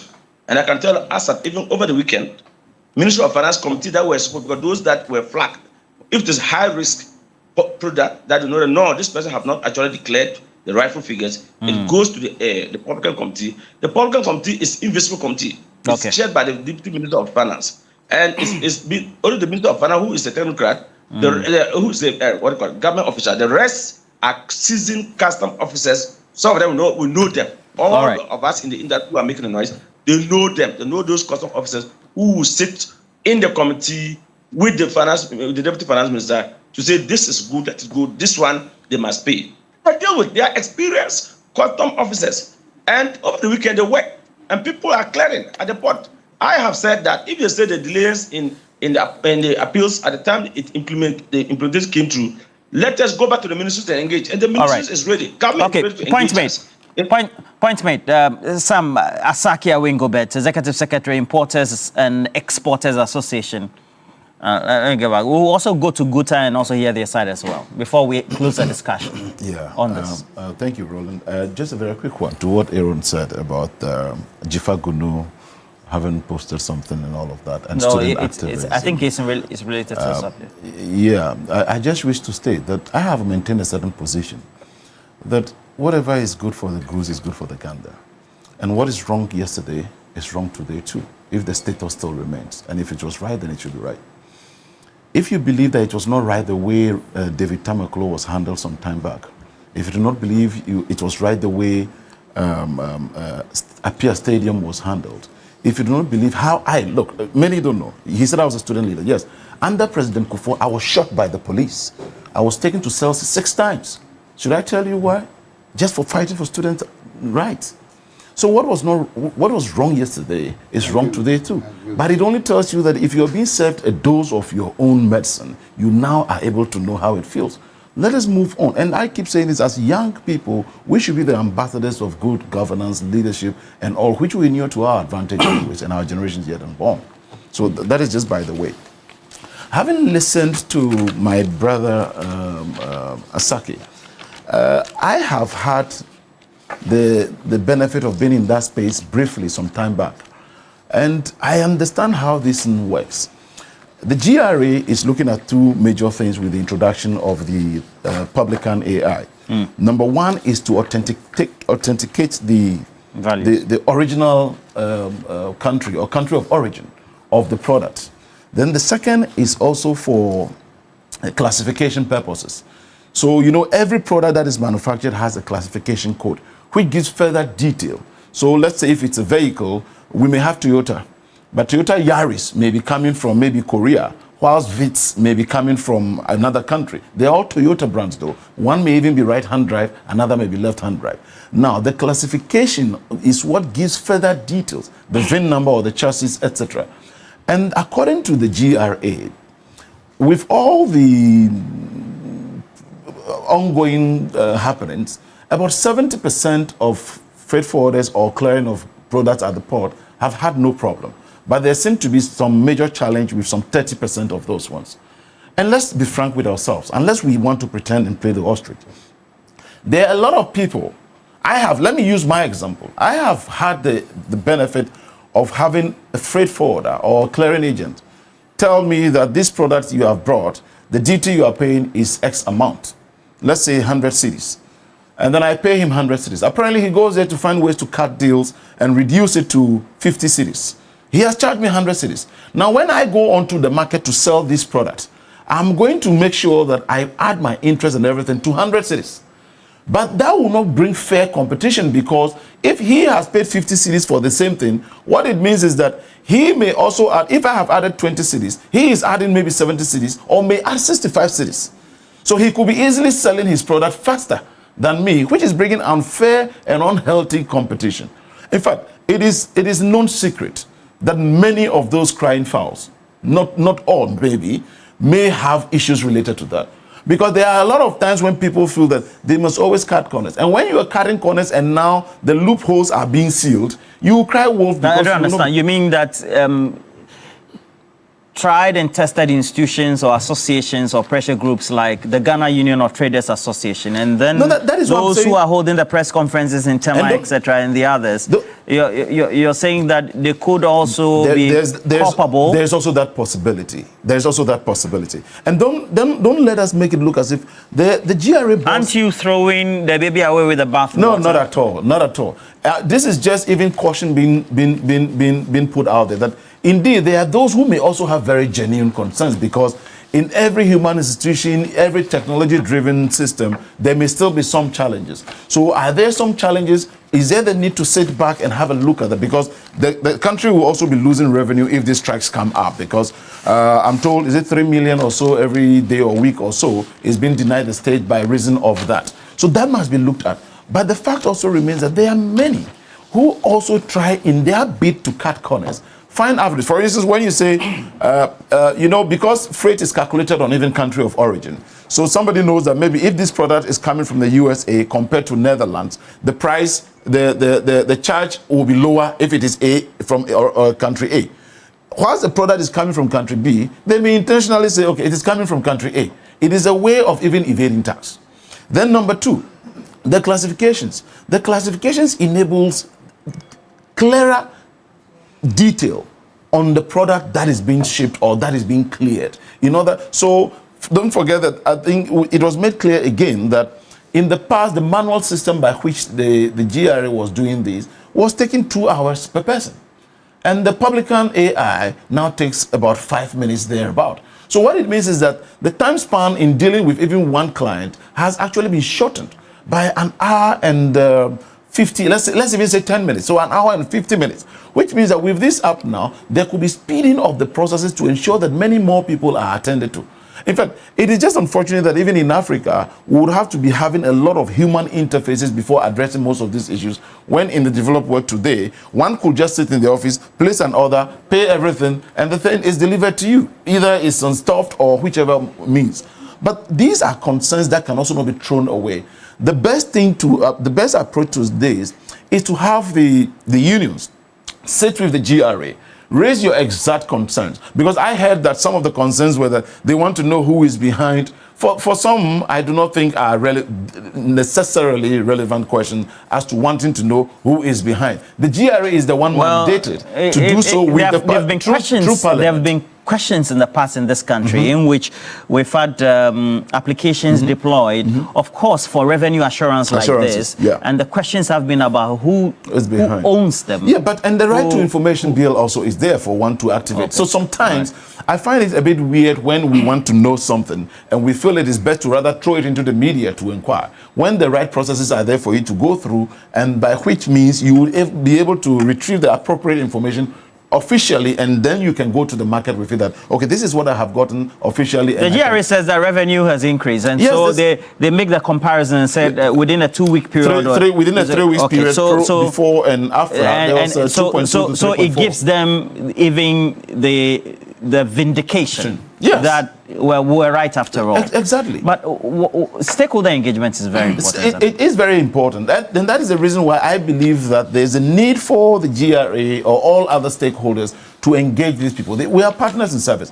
When the unions decide to go on strike, government will be affected. It does not rule out the fact that they will also be affected, because whatever they have in their pockets to sustain themselves will also be dwindling. So both parties will be suffering in any ways. So there's a need for stakeholder engagement to have to reach an equilibrium in agreement. There are some things maybe the GRA will not compromise on, where, for instance, it is seen that there are others who are taking undue or unfair advantage of others in the same industry, where you pay less for same product that I have brought because you are able to find ways to cut corners. That cannot be allowed, because that is denying the state what is due it for its development and economic advancement. Your thoughts on this, and then perhaps if you have further and better particulars on the subject as well, because reports, I'm sure. Okay. Well, I brought some documents to that effect, but quickly to the gentleman who spoke earlier before. His views are at variance with what Guta and the rest are. Yes. So I want to first touch briefly on the maritime matter. We have the report, and what he's saying, free passage and everything, was not what the maritime report stated. So he should put it aside. We are demanding answers, and Ghana Maritime must respond to same. You see, the gentleman again with his posture reminds me of a case I read in Law of Thoughts. It's called Thomas versus National Union of Mine Workers, where the mine workers were on strike, and he as a worker decided not to strike, but to be going to work. And the mine workers were on the street shouting and warning him that they are going to injure him. But he was in a vehicle with a police officer, so the court said that assault cannot be held. And you see, he singled himself out. He has the right to do so. But you see, it can't be that all these people shouting Guta, coalition of importers and freight forwarders, questioning and raising issues cannot be wrong. And that is where I stand with them. And I'm going to explain to you why. Roland, if you listen to what the 16th president of United States of America said, he says, democracy is the government of the people, by the people, and for the people. The word people is constant and centered or very central in the definition of democracy. And as such, the people must be engaged at every material point in time. The people go to the polls to vote for a government or a political party to form government. And as such, when the political party or the government, when they later form the government, when they are making policies or they are formulating laws, it is only important that they engage the people. Now, the freight forwarders and the Guta and all these association members are saying that they were not engaged.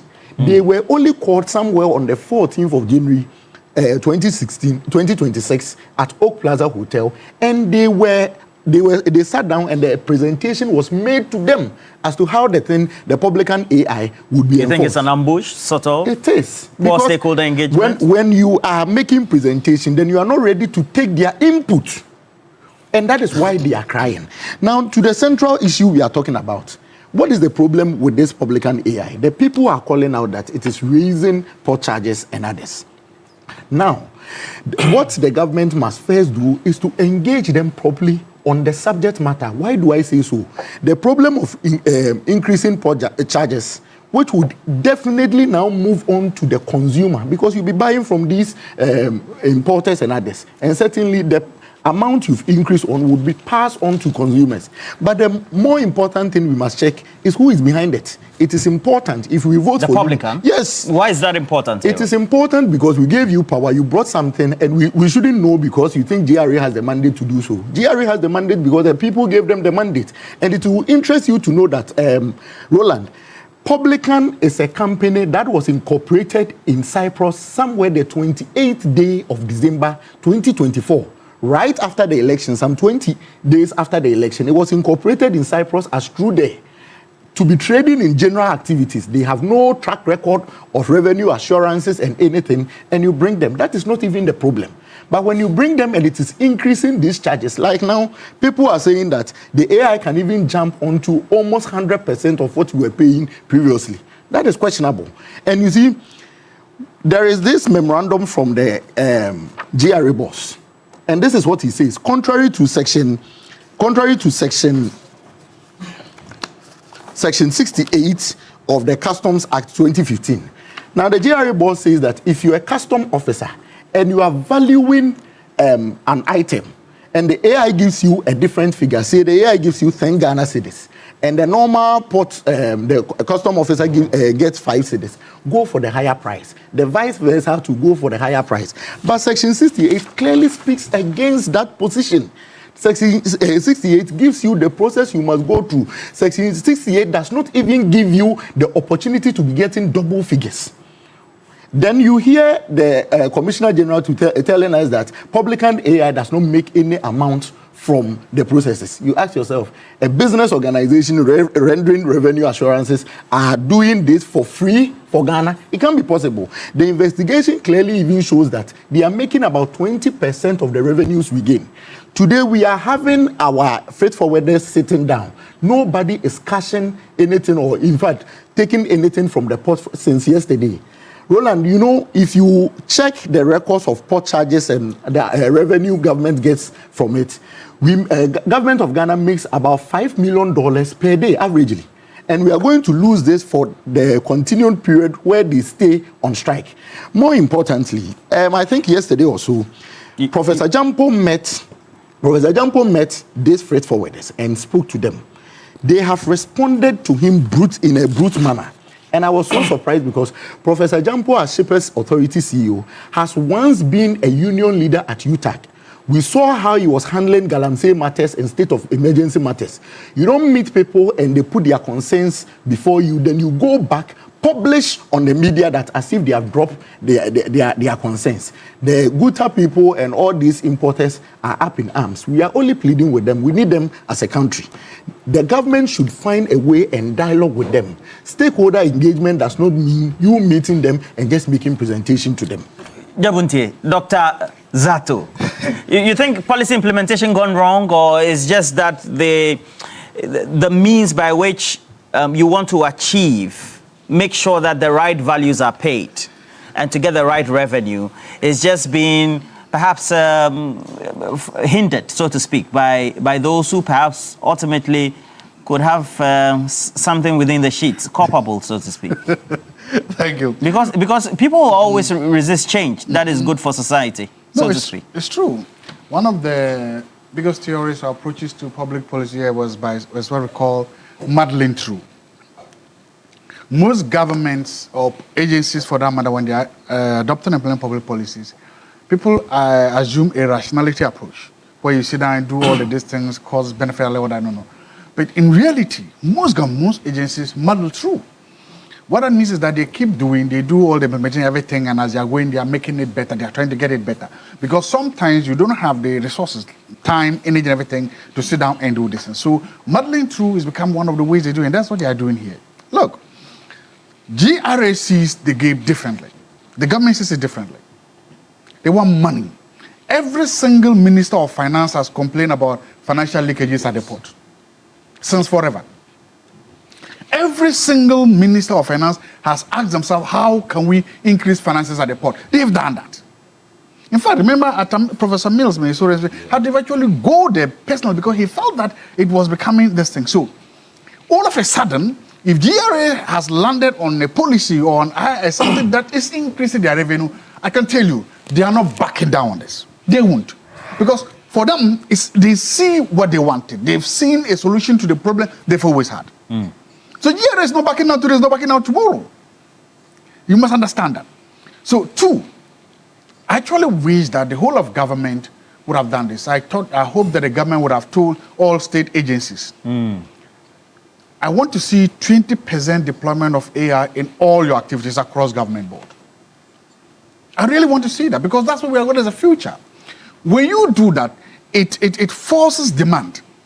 AI companies are going to emerge up, tech companies are going to emerge up, they are going to offer employment. Because when you look, there are a lot of government agencies and government service providers that can also use AI. So if we are saying that AI is the future, if we are saying that's where we're going, then we need a purposive policy, a huge policy document from the government. And I hope the Minister of Communication is seeing this. That can be rolled out. We can use it in almost every place. At the beginning, it may be a little bit disruptive.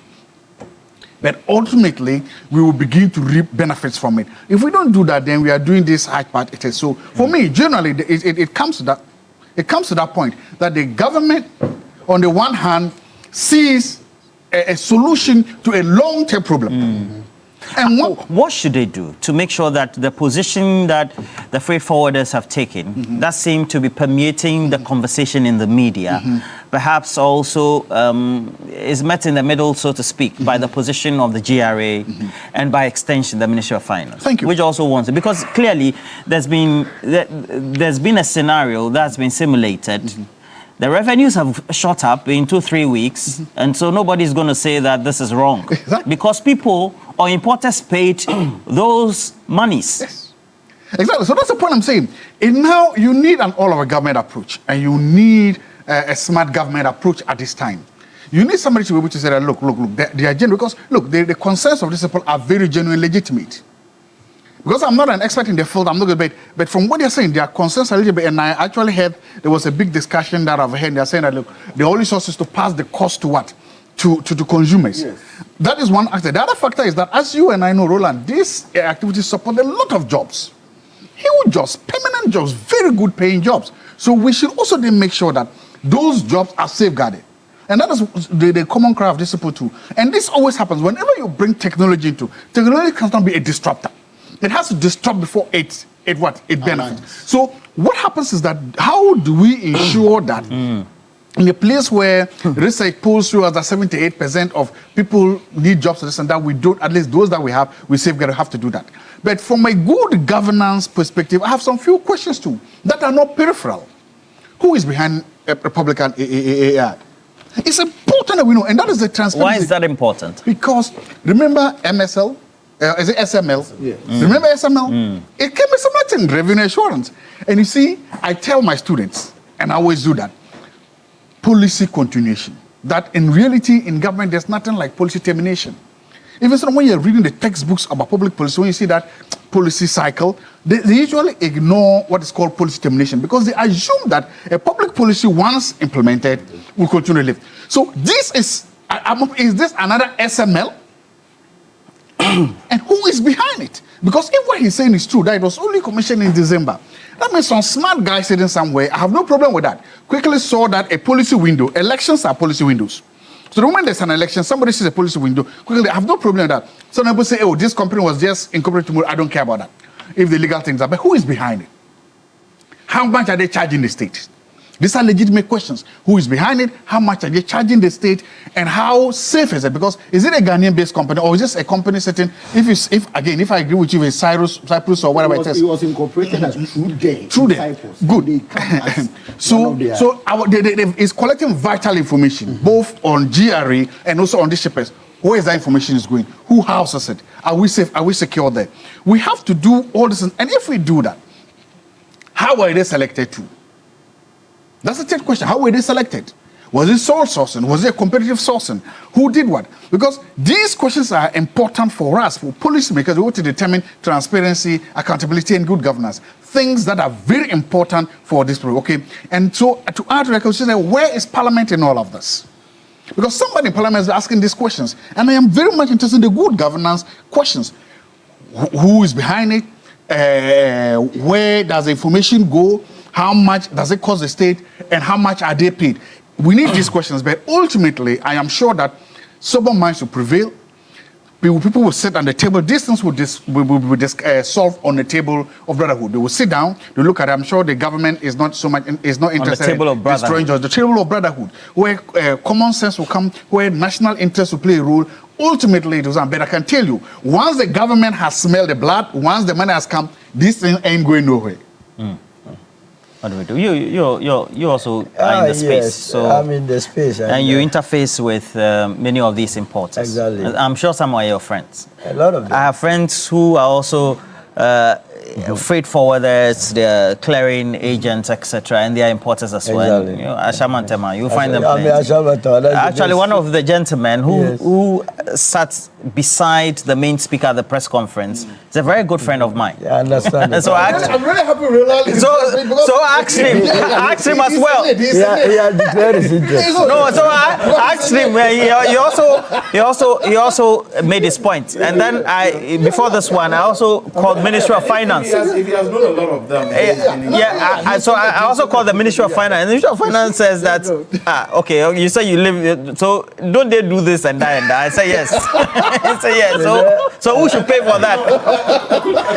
That's why I'm saying that we all know, and unless we want to play the ostrich, that there's so many corner cutting processes. Well, no, let's not pretend. Unless we don't want the development of this country. But what do we do to make sure that we seal those things and avoid those? That's why when I like what he raised. I mean, I recall watching even the. Okay, so let me. Somewhere last week, I was going to the High Court, and then I had to make a brief stop at. You've been arrested. Were you arrested or what? I was going to the High Court. Are you going to jail or what? For my Which High Court? The Adenta one? No, the Accra one. Not the Adenta one. So I made a brief stop at the custom area. They have a car park there. There is a woman there with That's the new one? The new one. Okay. But, customs is the opposite there. There's a woman there that Not Bronin Katian. There be breakfast and opano or corner masala chini side. So when I sat down, immediately about 3 people came to me.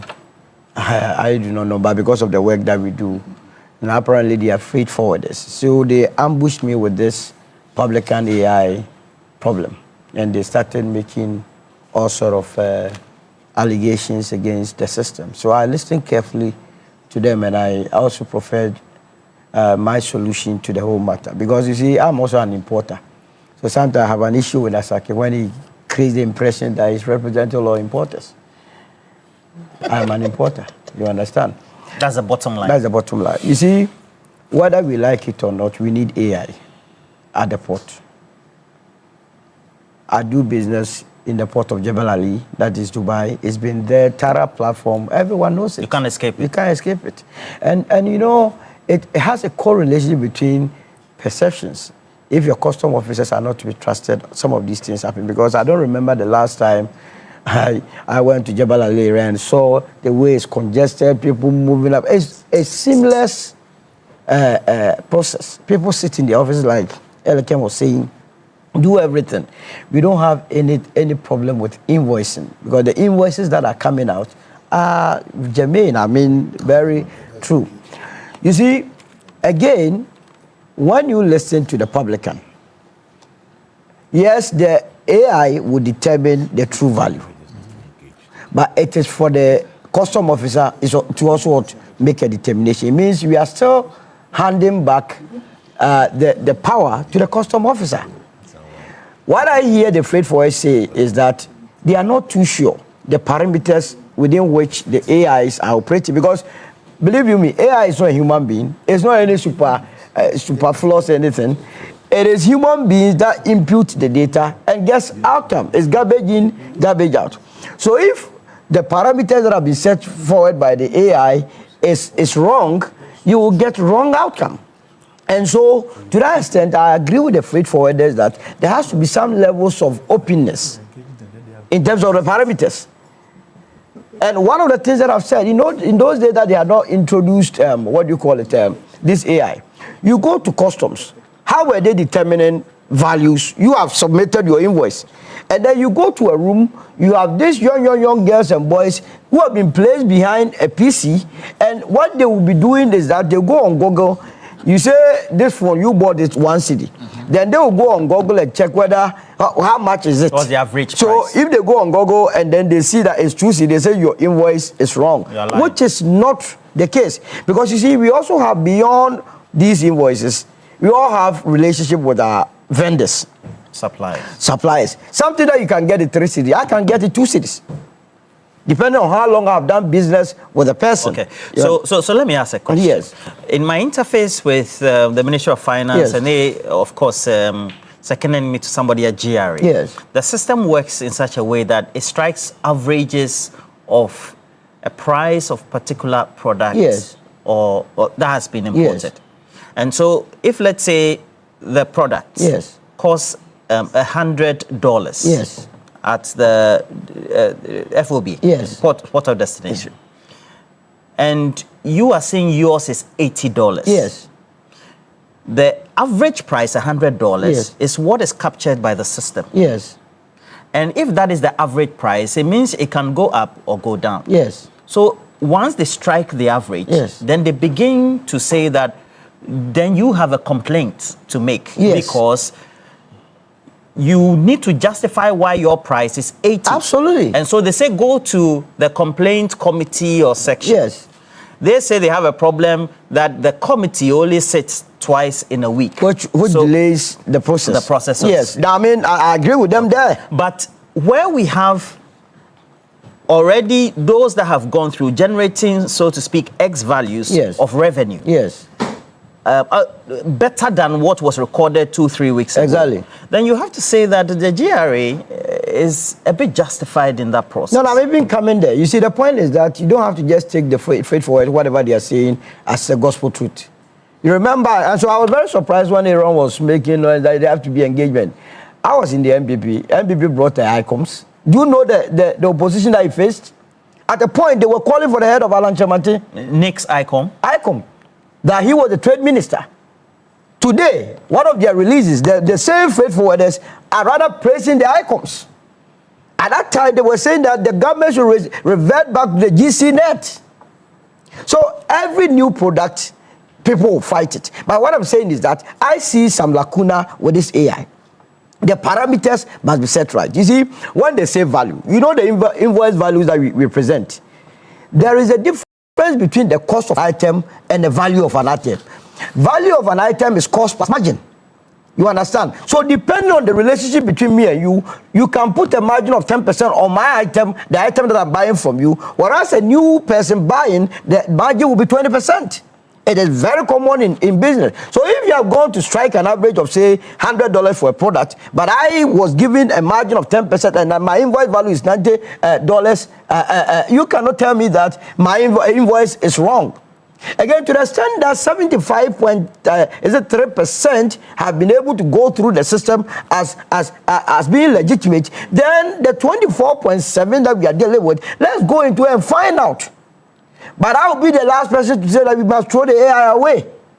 There are a lot of, excuse my French, things happening at the port. That goes to disadvantage the Ghanaians. You see, sometimes our Ghanaians, they don't understand what time it is. Between the Ghanaian and the foreigners that import into this country, we are the foreigners who import more into this country. So if it is going to affect anybody, who is it going to affect? You have a lot of foreigners who have taken over our market, and they are the ones behind some of these people complaining. The average Ghanaian, how much do we import into this country? Go to customs and check the volumes. That's why I always say that we should measure GNP, that's the gross national product, versus the gross domestic product. Because the gross domestic product measures every good coming into this country, whether it belongs to a foreigner or a Ghanaian. But the gross national product measures what the Ghanaian is doing. You understand? I am not in for people that a system that charges above average, because it has a potential of also introducing inflation, imported inflation into the system. But we must also be truthful to ourselves. It's a chicken and egg situation. Every government does not have money. The money comes from taxation. Now, the same people that we are complaining, we will need roads, schools, hospitals, and so on and so forth. Then we also do not have to be priced out of the market. You understand? So the government has to balance it. My issue is that the 24.7% invoice values that were rejected, I want to know why they were rejected. And I believe that is where the conversation must be centered on. And also the parameters must be set right. So what should the GRA do then? The GRA must immediately call them. They must call the freight forwarders. The aggrieved parties. In fact, everybody must be part so that they solve it once and for all. Now they must tell us the parameters. They are telling us that they take or pick data from international trade organizations. Which international trade organizations are they talking about? We must even evaluate the quality of data that they are feeding into the system, whether or not it actually represents the true situation when it comes to business. Because there are certain items, all of us, if you pick, say, iPhone 17, you know the average price. So, for instance, if you are submitting iPhone 17 to, say, GRA, and you say the invoice value is 1,000 cedis, wouldn't there be a red flag? Because all of us know. But where the difference is, say, 200, 300, then that one can be allowed to go in. But rather than all of a sudden, because some of these freight forwarders, to as a matter of fact, they go and take huge sums. Me, I have an experience, a terrible one with a freight forwarder.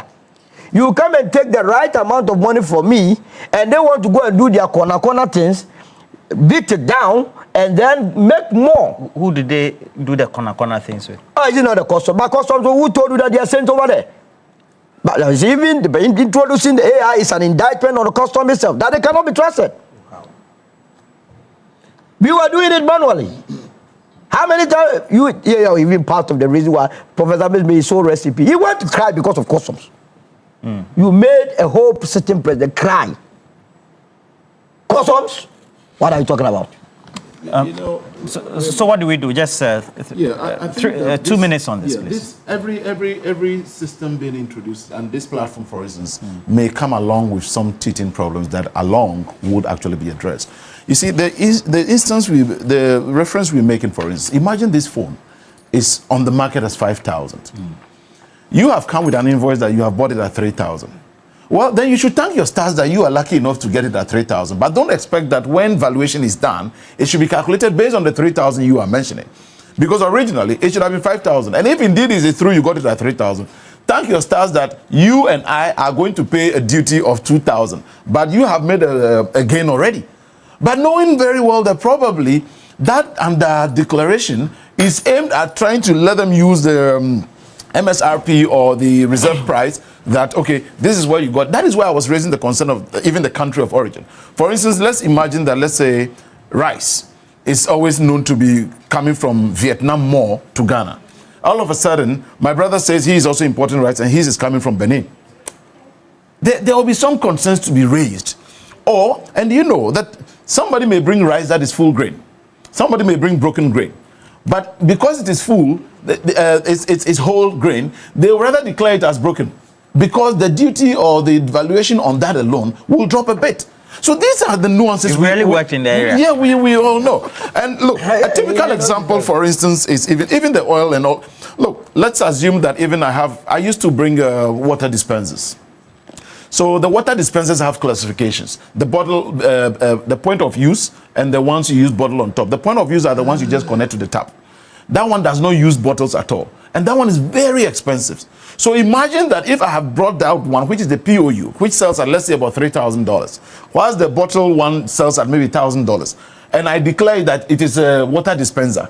If they don't give the proper classification, it will be misquoted as a normal water bottle. So you will now be paying for 1,000 valuation for 1,000. Now, when you bring it onto the market, you are selling at $3,000 or $5,000. You are cheating the state, and that makes for unhealthy competition on the market. Aaron. Roland, I have a big issue when we center the conversation that freight forwarders are deliberately cheating the state and we are cutting. No, nobody has said so. We've spoken about efficiency as well. I'm coming, senior. I'm coming. Now, my argument over here is that issues with ports and people cutting corners has been around. I'm not discounting it. It is there. The genuine concern that has been raised by the AI, and indeed, I agree with Solo, we all need the AI because we are transitioning from the manual world to the digital world. And so introduction of AI itself is not an indictment on anyone. It is only to help with efficiency. But where the law, considering the WTO laws and all the international laws, has been incorporated into our laws, and Section 68 of the Customs Act tells you that use transactional value, and you are using market value as the AI, you listen to Solo what he said, then it will create discrepancy. I am concerned as a Ghanaian because if these importers pay high duties at the port, they transfer the cost to me, an innocent boy, and an innocent teacher who has not been paid for about 15 months. Because of this government, he must pay for that. Such a person, those who were sacked by Julius Debra will be paying the same thing. And the sad thing is that if you have the GRA commissioner writing this, telling us that the custom officer, in fact, if I may read, it says officers are not permitted to finalize any evaluation. So you are against without the introduction of the I'm not against it. What I'm saying is that you must. In fact, what he says, let me even land on the Commissioner General. He says that if you are a custom officer, you must resort to the publican AI before you make your conclusion. Where you are having two figures, go for the higher one, whether it is the AI or the manual one. My argument over here is that Section 68 does not permit you to even move ahead to get two figures. Use the transactional value, stop using the market value, because if these importers finally pay it, they are going to transfer it to a poor teacher like Anne-Marie from Equiase and Nyafumai, who stays at Equiase but teaches at Nyafumai and has not been paid for 15 months. And again, this same government is saying that that person should not even demonstrate. Aaron, it's okay. Is tough. We'll go and find Anne-Marie. You say Equiase and Nyafumai. Stays at Equiase but teaches at Nyafumai. Now we've come to the end of the conversation on this, at least for that, because the best solution should be the GRA, Ministry of Finance, they should meet. How do they meet in such a way that the grievances are resolved, at least? Because you heard Aaron. Solo is concerned. Elikem says that, look, I have my own experience about technology to make sure we have rational revenue collection is good for the state as well. So far, it seems that Aaron was saying that there was a meeting with shippers. Yes. And that the Professor unions, Jampo. the unions came out furious. This is the Example with that. Yeah. No. I'm saying they came out furious. That means maybe that bridge too has been bent. Maybe we need both the ministry and then the labor minister. Maybe because he's a little bit detached from this, maybe when he comes in, he may be able to help, because we need the strike to stop. We need everybody to go back to work, and we need to see this country working. But there's something. Remember, I said that I want to see AI roll out in almost all of government. We promised AI to fight Galamsey. Mr. Kotoko, that's actually AEP. He's here. So I know that it has now started at GRA. When are we seeing it in the Galamsey fight? I mean, it's just it's part of a whole of government approach. I want a whole of government approach. So can we know when the AI for Galamsey, and we can even use it for healthcare too. We can use it for education. But since the Galamsey was picked out and promised, maybe we should know when it's going to come. That's what I'd like to know. But we need the big boys to come in first. So let the Minister of Labor come in. Let the finance minister, probably he's in Washington for the spring IMF meeting come, because, as I said, there's so much money on the table. The government is not moving away from this. They are not. They won't leave that money on the table. So how then do we make sure that people do not lose their jobs and livelihoods? How do we keep them working and making sure that these inefficiencies that we've all outlined are also addressed? We are not going to get a perfect solution. I want to summarize by Lindblom classic article, The Science of Battling Through, 1959. He said, he's outlined his view that the U.S. executive bureaucracy uses limited policy analysis, bounded rationality, and limited or no theory at all in formulating policies. Basically, what he simply said, when faced with a problem, you run head in first. Governments do that when they see an opportunity. And then as time goes on, they start to reform, reshape, perfect, and get it done. That is what is happening here, but I hope that is done quickly, that jobs are not lost, that people's livelihoods are not lost, professions are not lost, but that the greater interest of the Ghanaian people is served. Thank you. Just a quick one. You always raised on using transactional values. The reason that is what the law says. Yes. But you see, some of the difficulties with this is how people have taken advantage of that and now be cutting corners. I know that is what the law says. Fine. That is it. Fine, that is it. But that is why I'm only letting you know that, for instance, I can come and tell you. So you guys are taking Solo's time. I understand the concerns. I got this. Solutions. Well, I mean, to the best of my knowledge, this publican AI is very well known to Parliament. Parliament is very aware of it. Do you have the contract to pay my...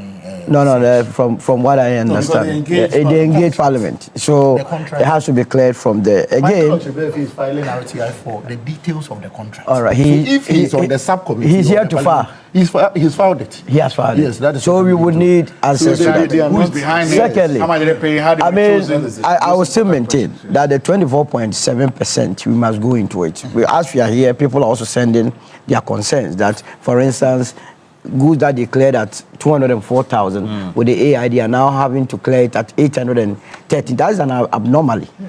From 204,000 to 870,000. So these are not a friend just added something. What are people who put goods in their cars when they are coming? Yes. As consumers, then when they can, they remove the goods and they are selling in the market. Dr. Godin too just sent me this. So we should add it to the conversation. This can, as it were, align all of us, because you don't have to give advantage to one company over the other, so that they will come and underprice.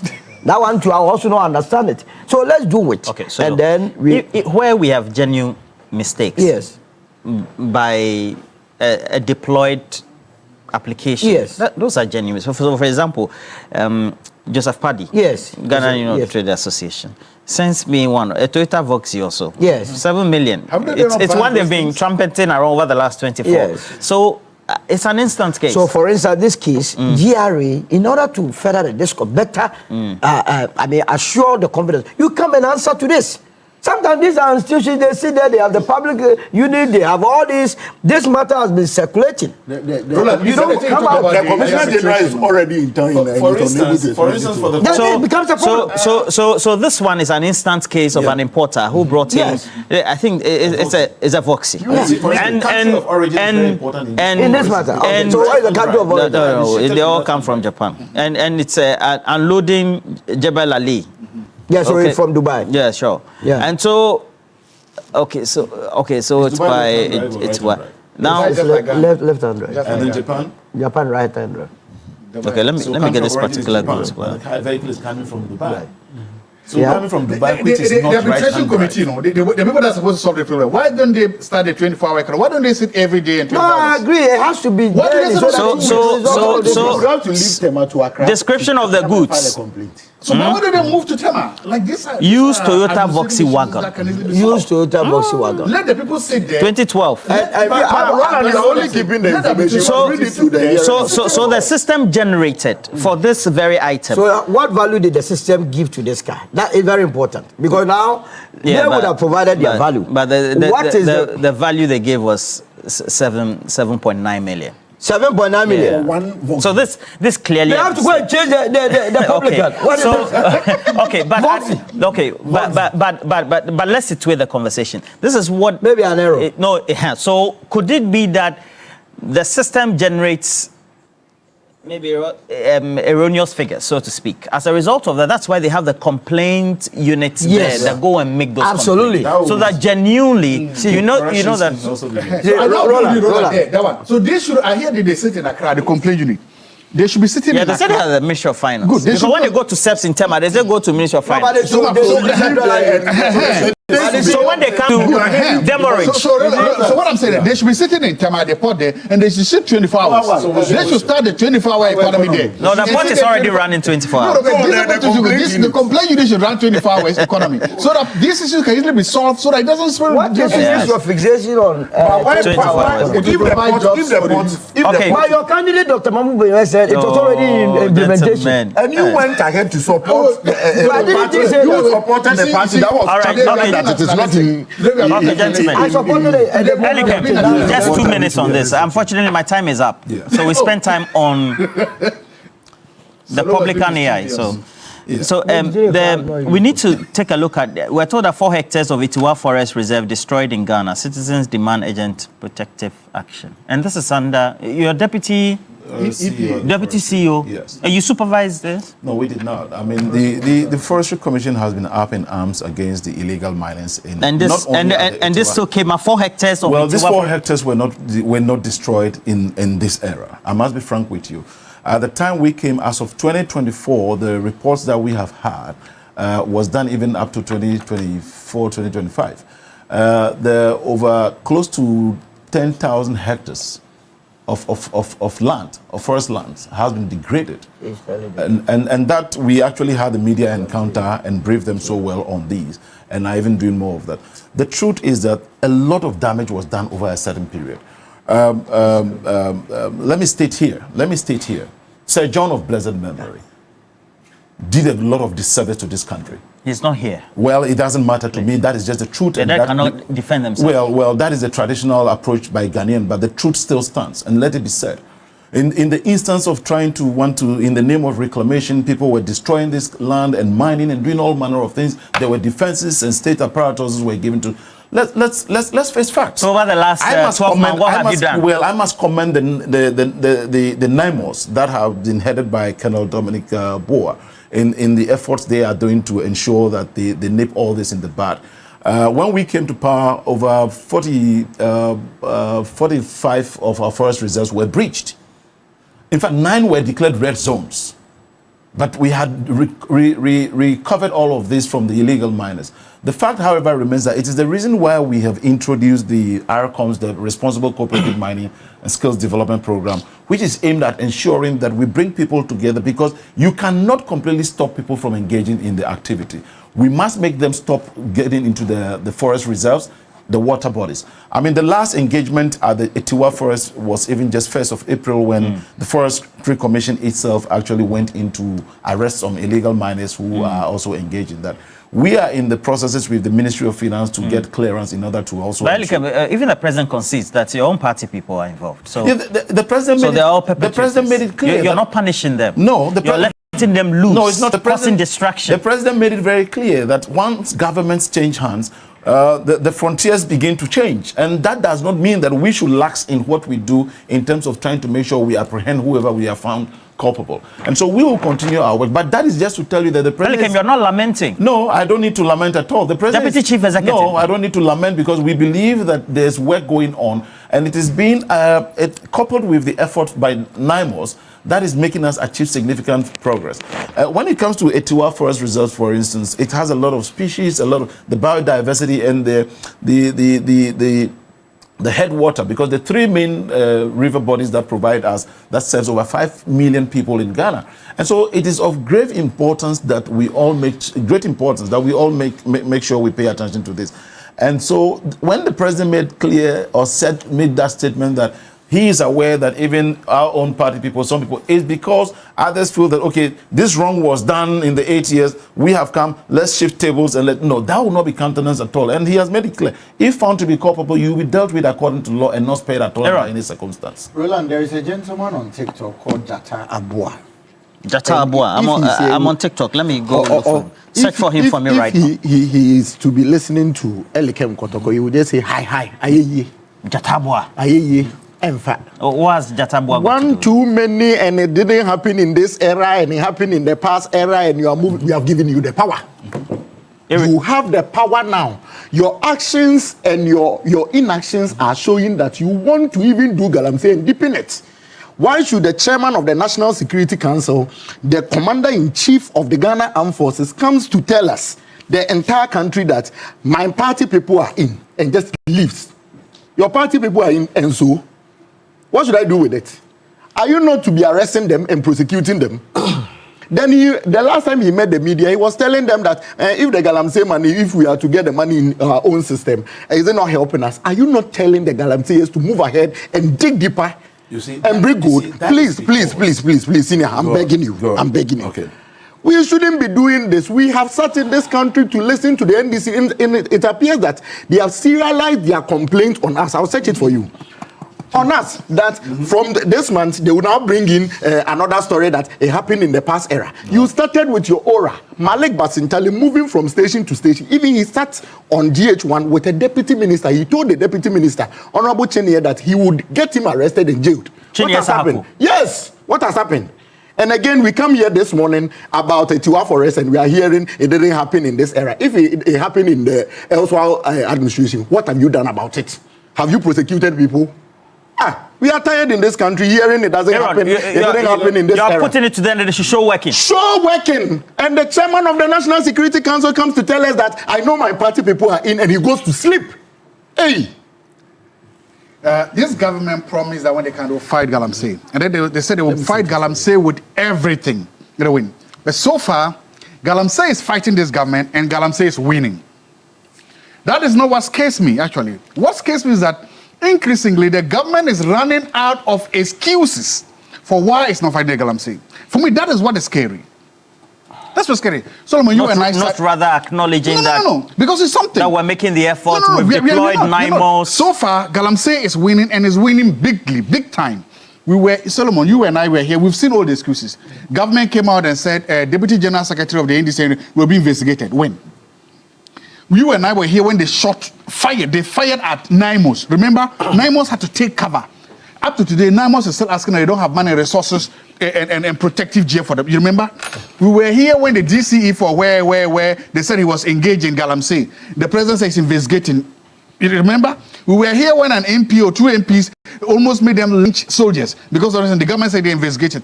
All these things government has told us they are investigating. So far, none of them has come to what? A conclusion. We've not heard anything. The problem is that people will soon tune out when the president talks about Galamsey. And that, for me, is the scariest part. Because if you, in all these cases, again and again and again... Malik said they are doing something about it. What? I've just told you, Roland. These issues I'm talking about, fortunately, the three of us, we discussed this here for the past 1 year on these issues in various forms. You and Trey. You and Solomon. We've discussed all these things. When they shot at NIMOS, you brought the man here. Remember? The colonel. We were here, we discussed it. When the president referred, is it Abanga or this? We discussed it here. Yamin, good. And when again the two MPs as whatever, we discussed. I'm saying that we have seen all the show. This is how the play moves. Something happens quickly. The president has become very good and media savvy. The president and the government. The quickly organization admit fault and say we are investigating. Yamutu. Then that was what they did to Yabanga, Edmutu. That's what they did to the Asotwe people, Edmutu. That's why. So everything is mutu. It just goes to die there. My problem is that very soon, when the Ghanaians stop trusting the president, when Ghanaians tune out the president, That's what I'm afraid of. That's what I'm scared of. You see, Asisala is people watching this. Because the way you are moving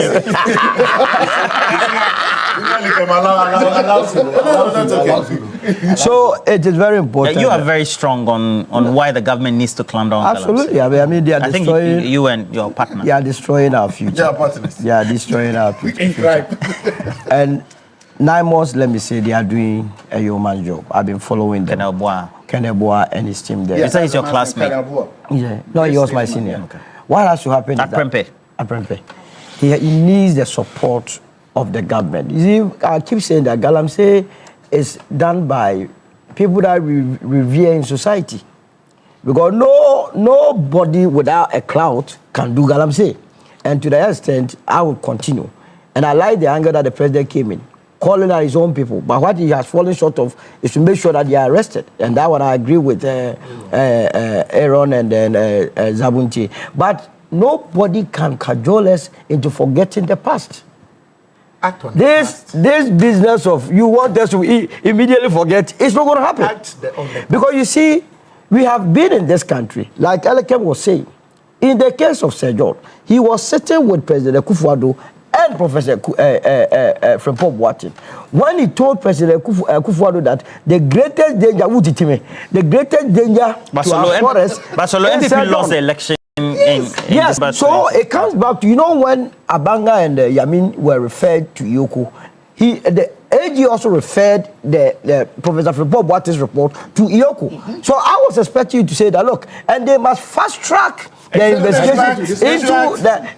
But if you don't do that, you will continue. You deal with the current and deal with the past so that you reassure the people of this country that indeed you are in to fight the menace. But remember, we went into election 2024 with Galamsey, LGBTQ, economy, and then I think another one. You understand? Corruption. All these, and corruption, all these issues will still be relevant come 2028. And until this administration, if they want to be relevant, as for us in the UP, we are waiting. We don't wish them bad, but if they do not act on this, we will go to the people of this country and only tell them that they came, they promised, and they could not deliver. So give us the mandate. But you people there, you don't have any right to say that they must give you any mandate. Such a corrupt institution. Yesterday was, thank you, gentlemen. Thank you, gentlemen. Thank you, gentlemen. Please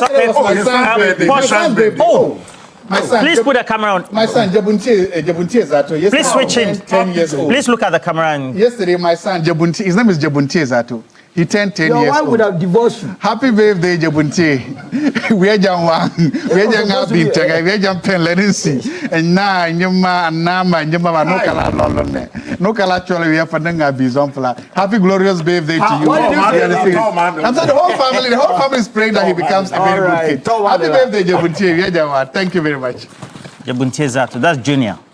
Yes, I'm Joshua Jabunti Zato. He's Jabunti Joshua Zato. This is cumulative analysis. So we are both JJs at all. Great algebraic expressions. Anyway, thank you, gentlemen. Early came as well. Aaron on sandwich there, and then of course we have Jabunti Zato. Thank you. PhD. No, this is Joshua Zato. Okay. Jabunti Zato is celebrating his birthday. Joshua. Thank you. GTEC approved. And then, of course, we have... GTEC approved, doctor. Then we have Solomon as well. Solomon, thank you for passing. But you, no thank you. Thank you. Thank you. The man in pink. You came today with some agenda smuggled in. It didn't very well. That must be dealt with. Now, again, we have to remind you that we have cash out. It goes with Shoko *439#. So as many times as you can, become one of those, lucky stakers. And as always, when you choose option 2, you increase the number of tickets, become a lucky person, and get to win big. Money will be credited into your mobile money accounts. Remember, as always, every morning these days, Big Issue is sponsored by the University of Gold Coast. And they say whether you are in for a specialized MBA in marketing communications, operations, supply chain, HR management, or finance, entrepreneurship, or business intelligence analytics, or you want that dual MBA or chartered manager MBA, the University of Gold Coast is giving you the options that will match your vision and where you are in life today. All right, so whether you're a worker, they get to map up the strategies and the learning outcomes for you to be able to study and work as well. And then you can even pay your fees in installments. They have their April admissions ongoing, so make sure you touch base with them across their socials. And as always, become one of those who will be interested in all their programs as the University of Gold Coast. In the meantime, please make sure you reach out to them on the number 026 388 8555. All right. Well, you know, the award-winning Portia Solomon did a very interesting but also painstaking documentary on Parkinson's disease. Yeah, it will be. Yeah. Franklin Kojo, and it will be premiering tonight, airing tonight. This is what she uncovered. The promo. You're fighting your problem. January 8, 2026. A month.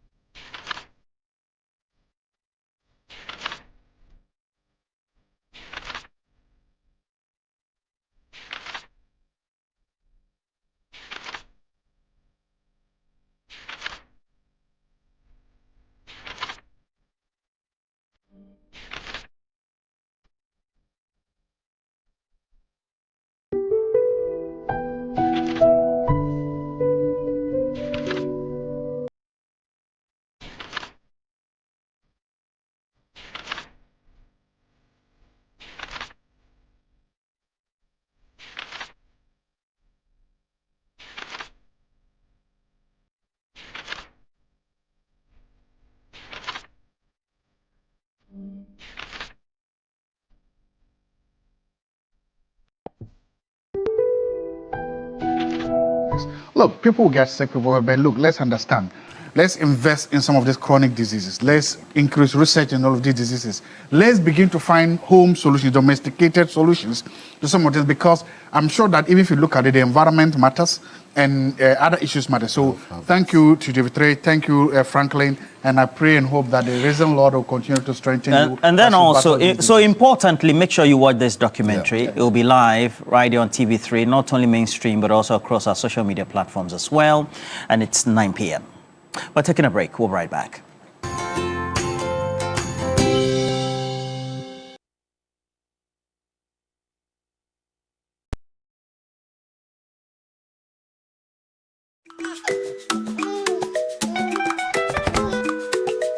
How may I help you today? We'd like to open a bank account.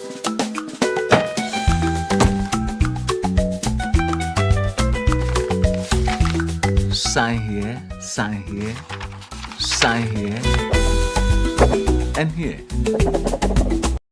And now draw direction to your house. I need your thumbprint. And I'll need your birth certificate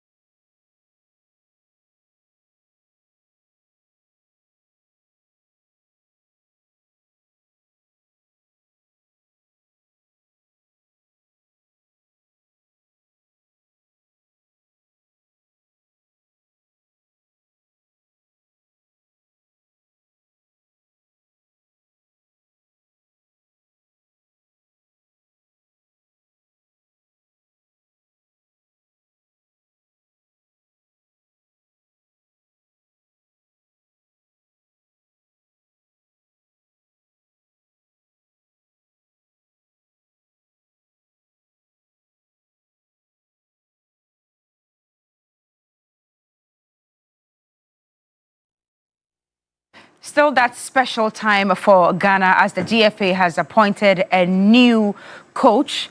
Less than 100 days to the World Cup. We are all very expectant and waiting for what he will be able to do. And this morning, Mutala Yakubu has joined me in studio. Good morning, buddy. Good morning. How is it going? By his grace, everything I'm fine. Okay? By his I saw a reportage of yours yesterday about it's Kirush, right? Kirush. Carlos Kirush. Yes, so I want to say it right, Kirush. What have you been picking on the ground out there? What are people saying? Well, he's a man who has a clearly divided opinion with his appointment. Some feel that he's outdated, 73 years of age, he shouldn't be anywhere closer to the Black Stars. Others feel that if we are picking a coach, it should be for long-term purposes, even though this is for a short-term purpose to just take the Black Stars to the World Cup. Others also believe that with this national team exploits, there's apart from Portugal, there hasn't been any big team that he's coached, so he's not really. But he's coached Real Madrid on club level. Well, for club level, on national team level, many feel that apart from Portugal,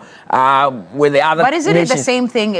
Doesn't it take the same weight? People would always have the opinion on some of these things, but I feel that he's a man who has experience. He's a man who clearly would be very commanding and authoritative in the dressing room. So definitely we, the sports journalists, have been brewing over this and we had to hit the streets. So 3 Sports spoke to a number of Ghanaians who also share their view on the appointment of Carlos Kirush as the Black Stars head coach.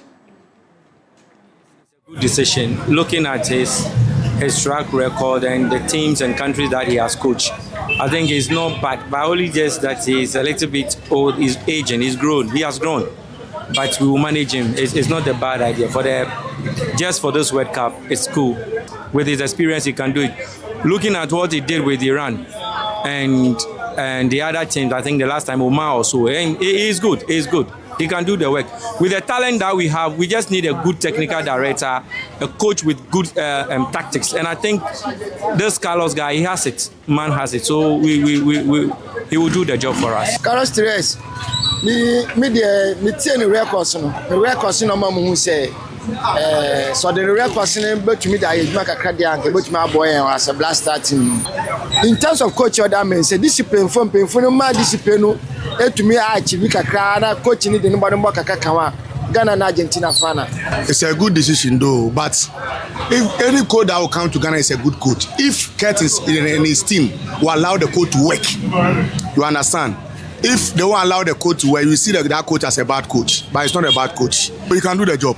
If you watch about the teams that you have coached so far, and you watch the profile of the man, surely he can do the job. He can do that. In Ghana, we have the qualities that he can call and assemble us for us to go to the World Cup. For me, I think he can do the job. Oh, Black Star coach, we're going to start our national assignment there. Or a downgrade of Otuado cry and get one came into Otuado because national team coach now, Papa Biel. And even considering his age, 73 years, you know, I think it's a good idea, cry. And I mean, one thing I know for sure is say, I'm for Otuado, no. I knew say, Mom opportunity for coach. I'm for somebody Western Otuado. I'm not even surprised. But coach for Ghana, it's very poor. What happened there? 3 matches been able. Say the coach will compare 3 matches, but I would be advise after any Panama in England, any Croatia may more cry because. Just mere formality say you can work up. For me, I think it's okay because to be frank, Otuado there, it doesn't help us at all. So once getting a new coach that supported the big teams and the club, for me, I prefer we should try him and see how it goes. Oh yes, because he's an experienced coach. He can do that. To be frank, coaching the because social the records wow. Because also Portugal say a permanent bet 3 times. So what you say? And our Hekwana, the win cra matches are about no win cra no. C'est 4 and we lose be.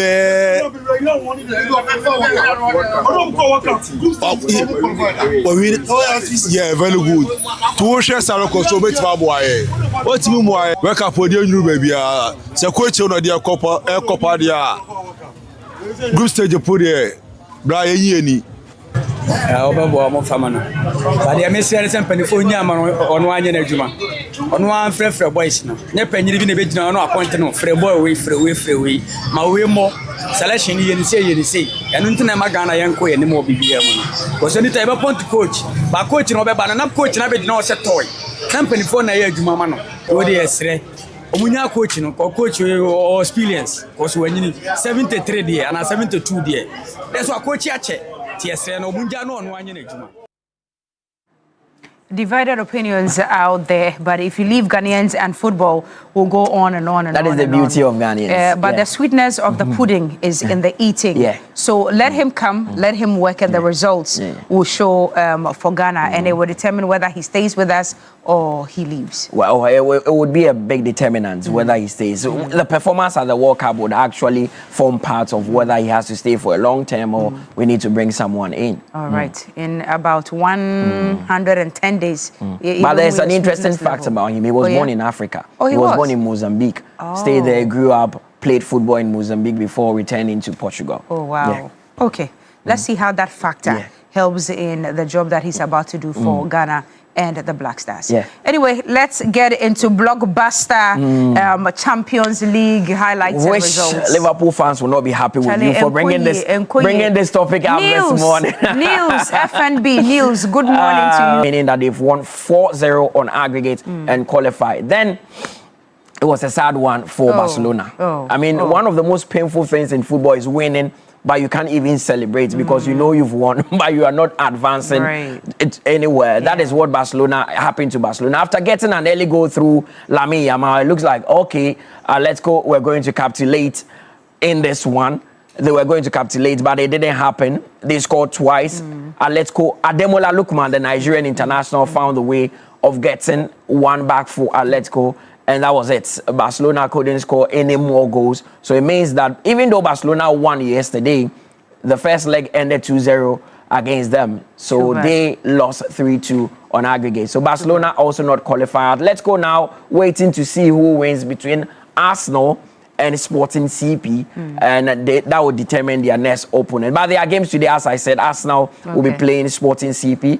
It's a huge one. Arsenal won 1-0 in the first leg. But these are results from yesterday, as you know. Barcelona losing 3-2 on aggregate despite winning at the Wanda Metropolitano. And PSG also, taking Liverpool to the cleanest with that 4-0 aggregate scoreline. Games today would be very interesting. Head-to-head of the two teams. Always a blockbuster game between them. Barcelona and Atletico Madrid, I've lost count of how many times they've played. It's like anyone can beat anyone at any time. That is what happens between them. But this one ended in a win for Barcelona despite they being knocked out. Today, big game. Real Madrid season hinges on this one. It looks like they may not win the La Liga, and the only hope for them to win a title is the Champions League.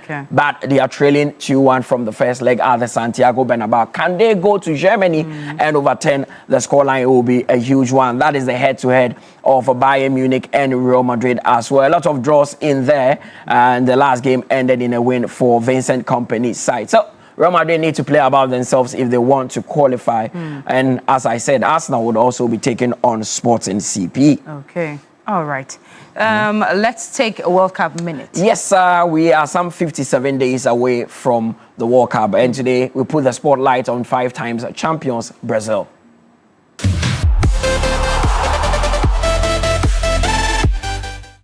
Brazil, the most successful nation in FIFA World Cup history. With 5 championships, 1958, 1962, 1970, 1994, and 2002, Brazil stand above all others unmatched in global football glory. Legends like Pelé, Ronaldo, and Cafu lifted the trophy on football's biggest stage, defining eras and inspiring generations. But since 2002, the title has eluded them.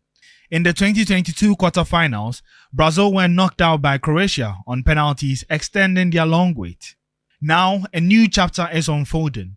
A dynamic young squad featuring speed, skill, and creativity are ready to take center stage. And with Carlo Ancelotti at the helm, Brazil are aiming to blend tradition with tactical strength as they chase what fans crave most, a 6th World Cup.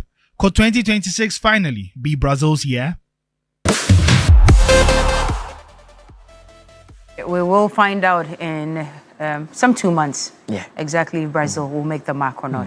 Mutala, thank you for coming Welcome. this morning. We'll take a break. We'll be right back with more here on TV3 Newday.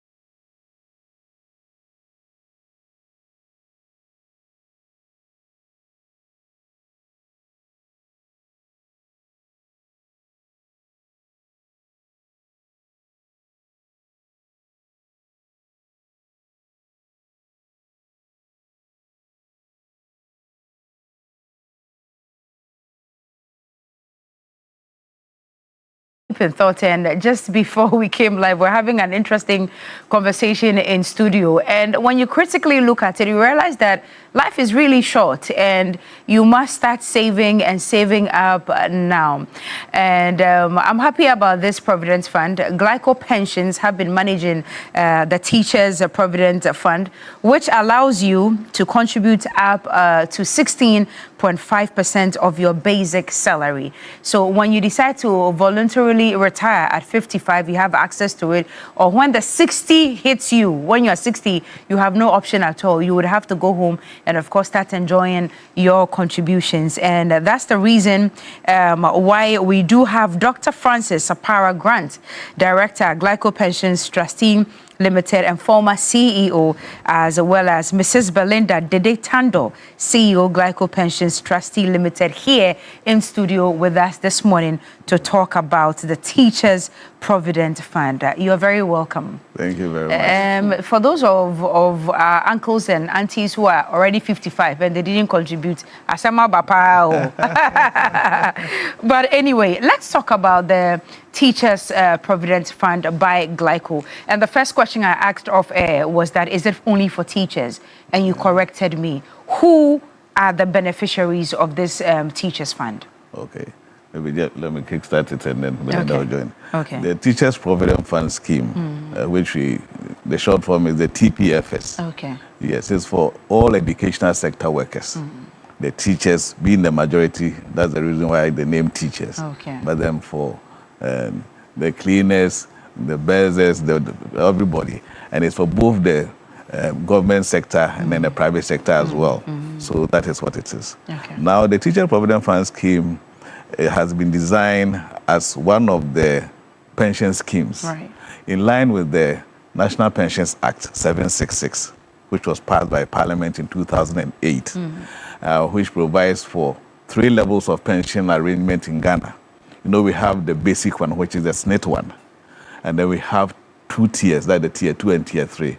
Now, tier 2 is the occupational one, like TV3 for the workers of TV3, which is mandatory for everybody. And then there's a 3rd level, which is the tier 3, which is voluntary. Now, with that, even the formal sector, you can all contribute to it, but now you decide what percentage of your salary goes in there. Sometimes you may have a matching fund by your employer, sometimes you may do it alone. So at that level, that is where we have the Teachers Provident Fund scheme. Okay. You know, so which is the tier 3 for teachers. It is for all teachers, educational sector workers in Ghana. Okay, so once you're a teacher or you're in the educational sector, you qualify to join a TPFS. That's right. All right, ma'am, tell us, how are the contributions paid?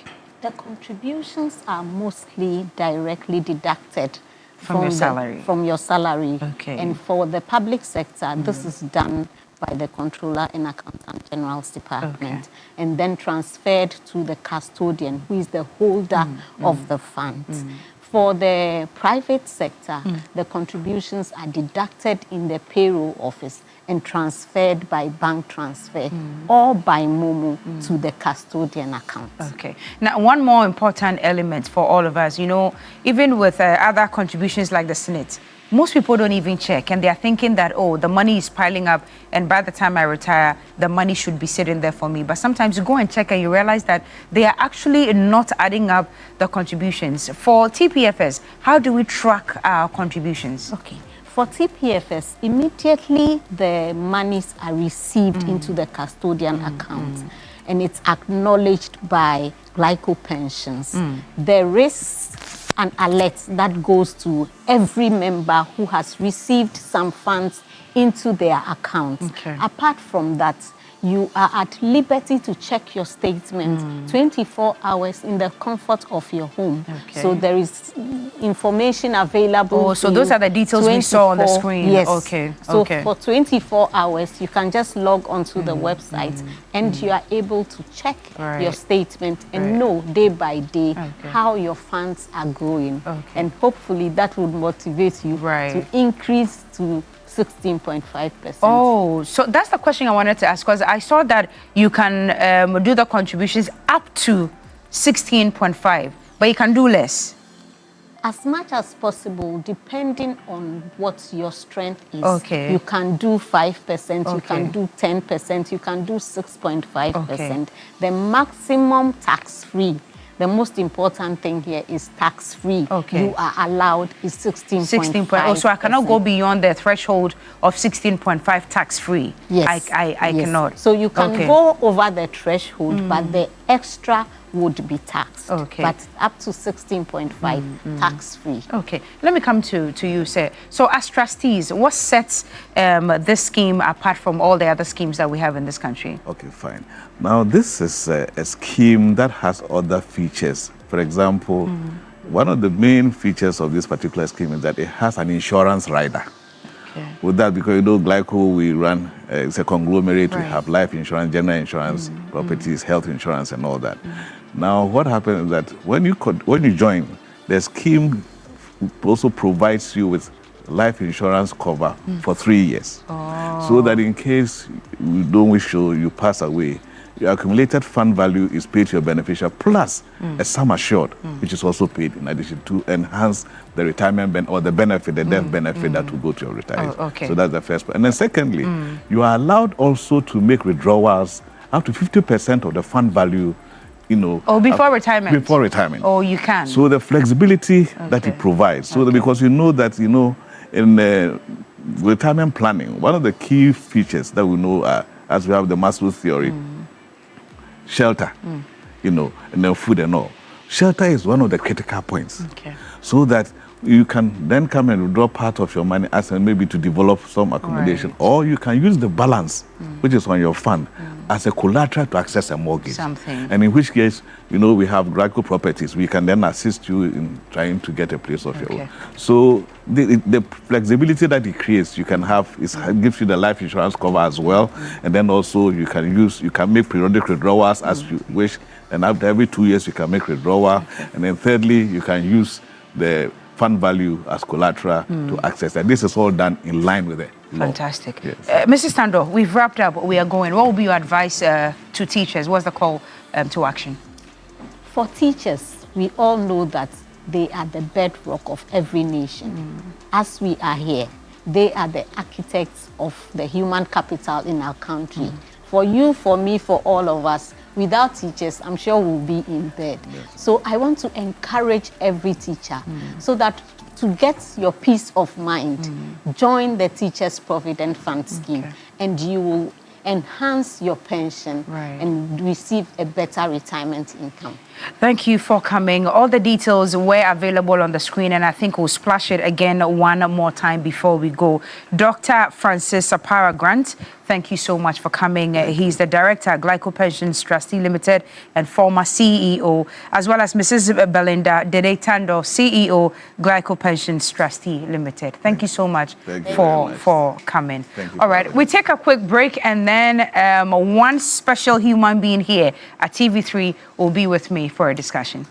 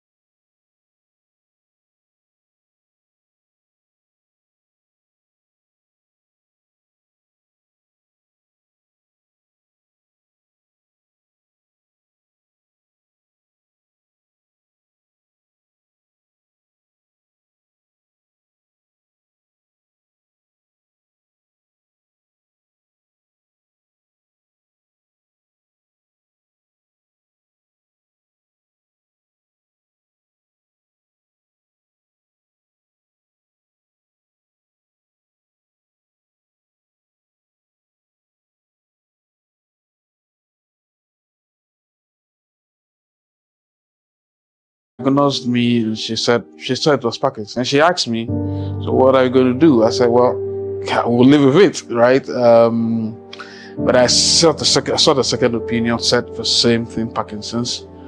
I saw the third opinion. My friends were like, oh, just third opinion. European doctors had a live scan of my brain. They said, yeah, it is Parkinson's. But they thought it was advanced, so they thought they were thinking of possible surgery. I said no. The final one had to do with an Italian neurologist in the Middle East, Dubai, and an excellent man as well. He also diagnosed same thing. So now it was settled. I mean, that's been the journey. Well, snippets of a special documentary which will be aired this evening by a special someone we all enjoy here at Media General, a face you don't see in the mornings. So it's interesting to see her this morning. You normally see her in the evenings. My own Christiana Mampo, that's how I call her when I see her. When I see her on the compound, I say Christiana Mampo. It's good to have you. Thank you, Cookie. And it's excellent, the job that you always do. Your documentaries are fantastic. Thank you. I didn't see this one coming.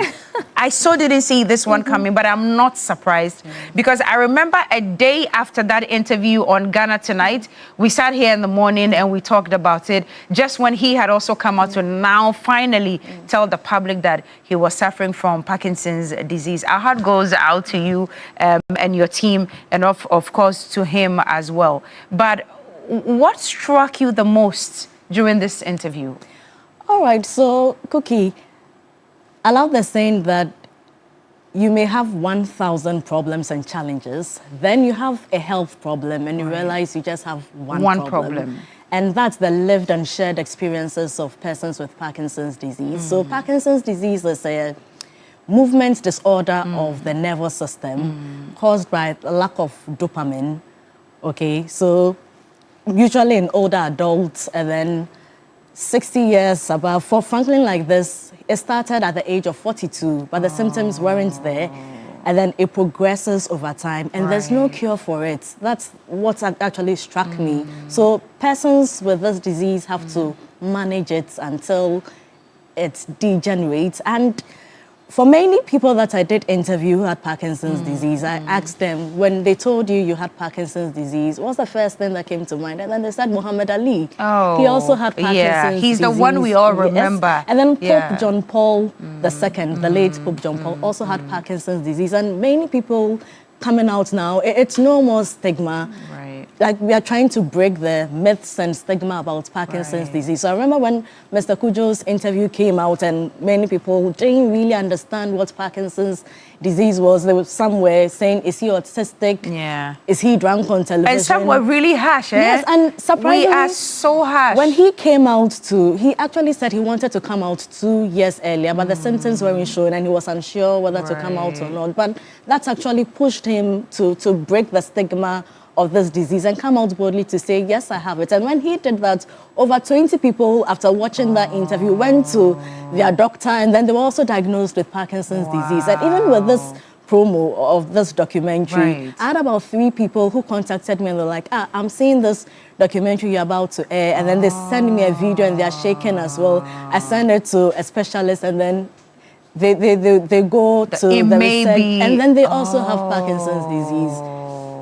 So these are the shared and lived experiences of people. So would you say with your research and this whole interview, is it becoming common now? Exactly. So they've come out with a prevalence rate. So it's between 16 to 22,000 people in Ghana who have Parkinson's disease. What did you say? 16 to 22,000. You're not saying 16 people? 16,000 to 22,000. So you're not saying 16 people? No. 16,000 to 22,000 people in Ghana. Which portion of this percentage know that they have Parkinson's disease? Many people do not know. So it's one of the major symptoms of Parkinson's, which does not really come out, is when you notice that someone is slow with movements. Let's say you used to be walking fast and all of a sudden it slows down. It could be a sign of Parkinson's disease. And what actually struck me, so there are two causes of Parkinson's disease. One is the genetic risk factor, where in your genes, you could be prone to Parkinson's disease. And the other one As environmental risk factors. So when I spoke to the doctor and researcher, he says there's this chemical, herbicide in the market. It's called paraquat. It's a risk factor of Parkinson's disease. And it's a weedicide. Yes, and agrochemical. So you don't even know the food we eat, you see. It could elevate like these toxins in our bodies, and then you could get. So God forbid it could happen to anybody. It could happen to anybody. It could happen to anybody. But the main cause is the lack of the worsening or the lowering levels of dopamine in the brain. How do people living with Parkinson's manage their day-to-day lives? What type of medicine or medication do they take to tame it a bit? So it's a combination of medication, and you actually need a multidisciplinary approach to tackle Parkinson's disease. Okay. It can involve the urologist, it can involve physiotherapists, and the neurologists as well, different aspects of managing Parkinson's disease. And for some of them, the real challenge is the medication. Some spend 50 cedis a day for their medication. It's expensive. And they're advocating for these medications to be on the National Health Insurance Scheme. But something struck me. I went to the research center at Sogakope, the Richard Novati Catholic Hospital in Sogakope, and they're actually researching there's a local bean in Ghana that can cure and it. 7%, no, not cure here, 7% of the content, the dry content of that bean. All right, Portia, it's okay. Keep the rest of the information. I'm sure it's in the documentary. Keep the rest of the information. Tell us, what time is it airing today? It's airing tonight at 9 p.m. on TV3 and across our social media platforms. Okay. Yeah. At the end of this documentary, what are you personally seeking to see or achieve? The stigma against persons with Parkinson's will just go away. All right, our very own Portia Gabo, Queen of News 360, will be bringing us this one this evening, 9:30, and it's 9 p.m. And we'll stream live on Facebook and all our other social media platforms. Please do not miss it, 9 p.m. tonight. And I'm sure tomorrow morning on New Day, we'll talk about it extensively. Congratulations to you, Portia. Have yourself a great day, and see you at 7, News 360. All right, so let's take a look at the promo again and come back in studio. Your case now becomes a very, you fighting your problem. January 8, 2026, a man's appearance on television goes viral in Ghana. Why is he shaking his head? Is he autistic? Is he this? All kinds of disparaging comments. But of course, I mean, I accepted to live with it. Beneath the shaking was a silent disease, once known as the shaking palsy. I argued a lot when they first said it was Parkinson, because I said no. If that person doesn't come, how do you know that God can deliver? When they saw me in my hometown, they eventually went to my dad and said, hey, you can't allow this, so please, we know a spiritualist in Tafia Gomen. In Fighting Parkinson's, we delve deeper into a condition that does not care about title belts, about faith, or fame. Regardless of how we treat the disease, it will over time continue to get worse. As at the moment, it's not curable. You can see the fingers shaking. We investigate the triggers. Anything that has a chemical called paraquat in it is a risk factor for Parkinson's disease. But guess what? They are all over Ghana. And a local bean that may hold the secret to a Ghanaian remedy. 7% of that bean is levodopa, which is the chemical or the medication used in Parkinson's disease. A story of people fighting a battle inside their own nervous system. Fighting Parkinson's, a TV3 special assignment. Wednesday, April 15 at 9 p.m. only on TV3.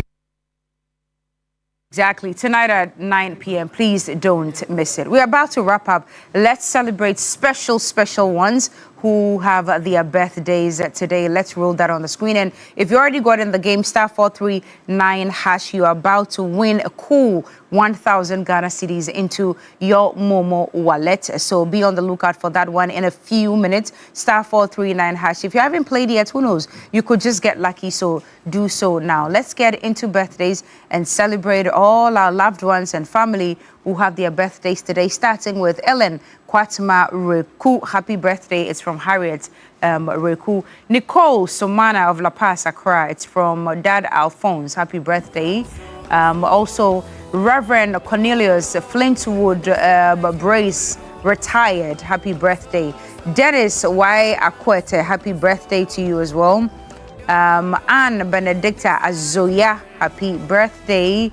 Clyde Owusuabwaj, Mari Ni Ankara, it's from your parents. Happy birthday, cute one. Mr. Eugene Atokwamena Ferguson of Ordered Service here in Accra, happy birthday. Pokua, God bless your new age, is from Mr. Konate and your daughter. All right.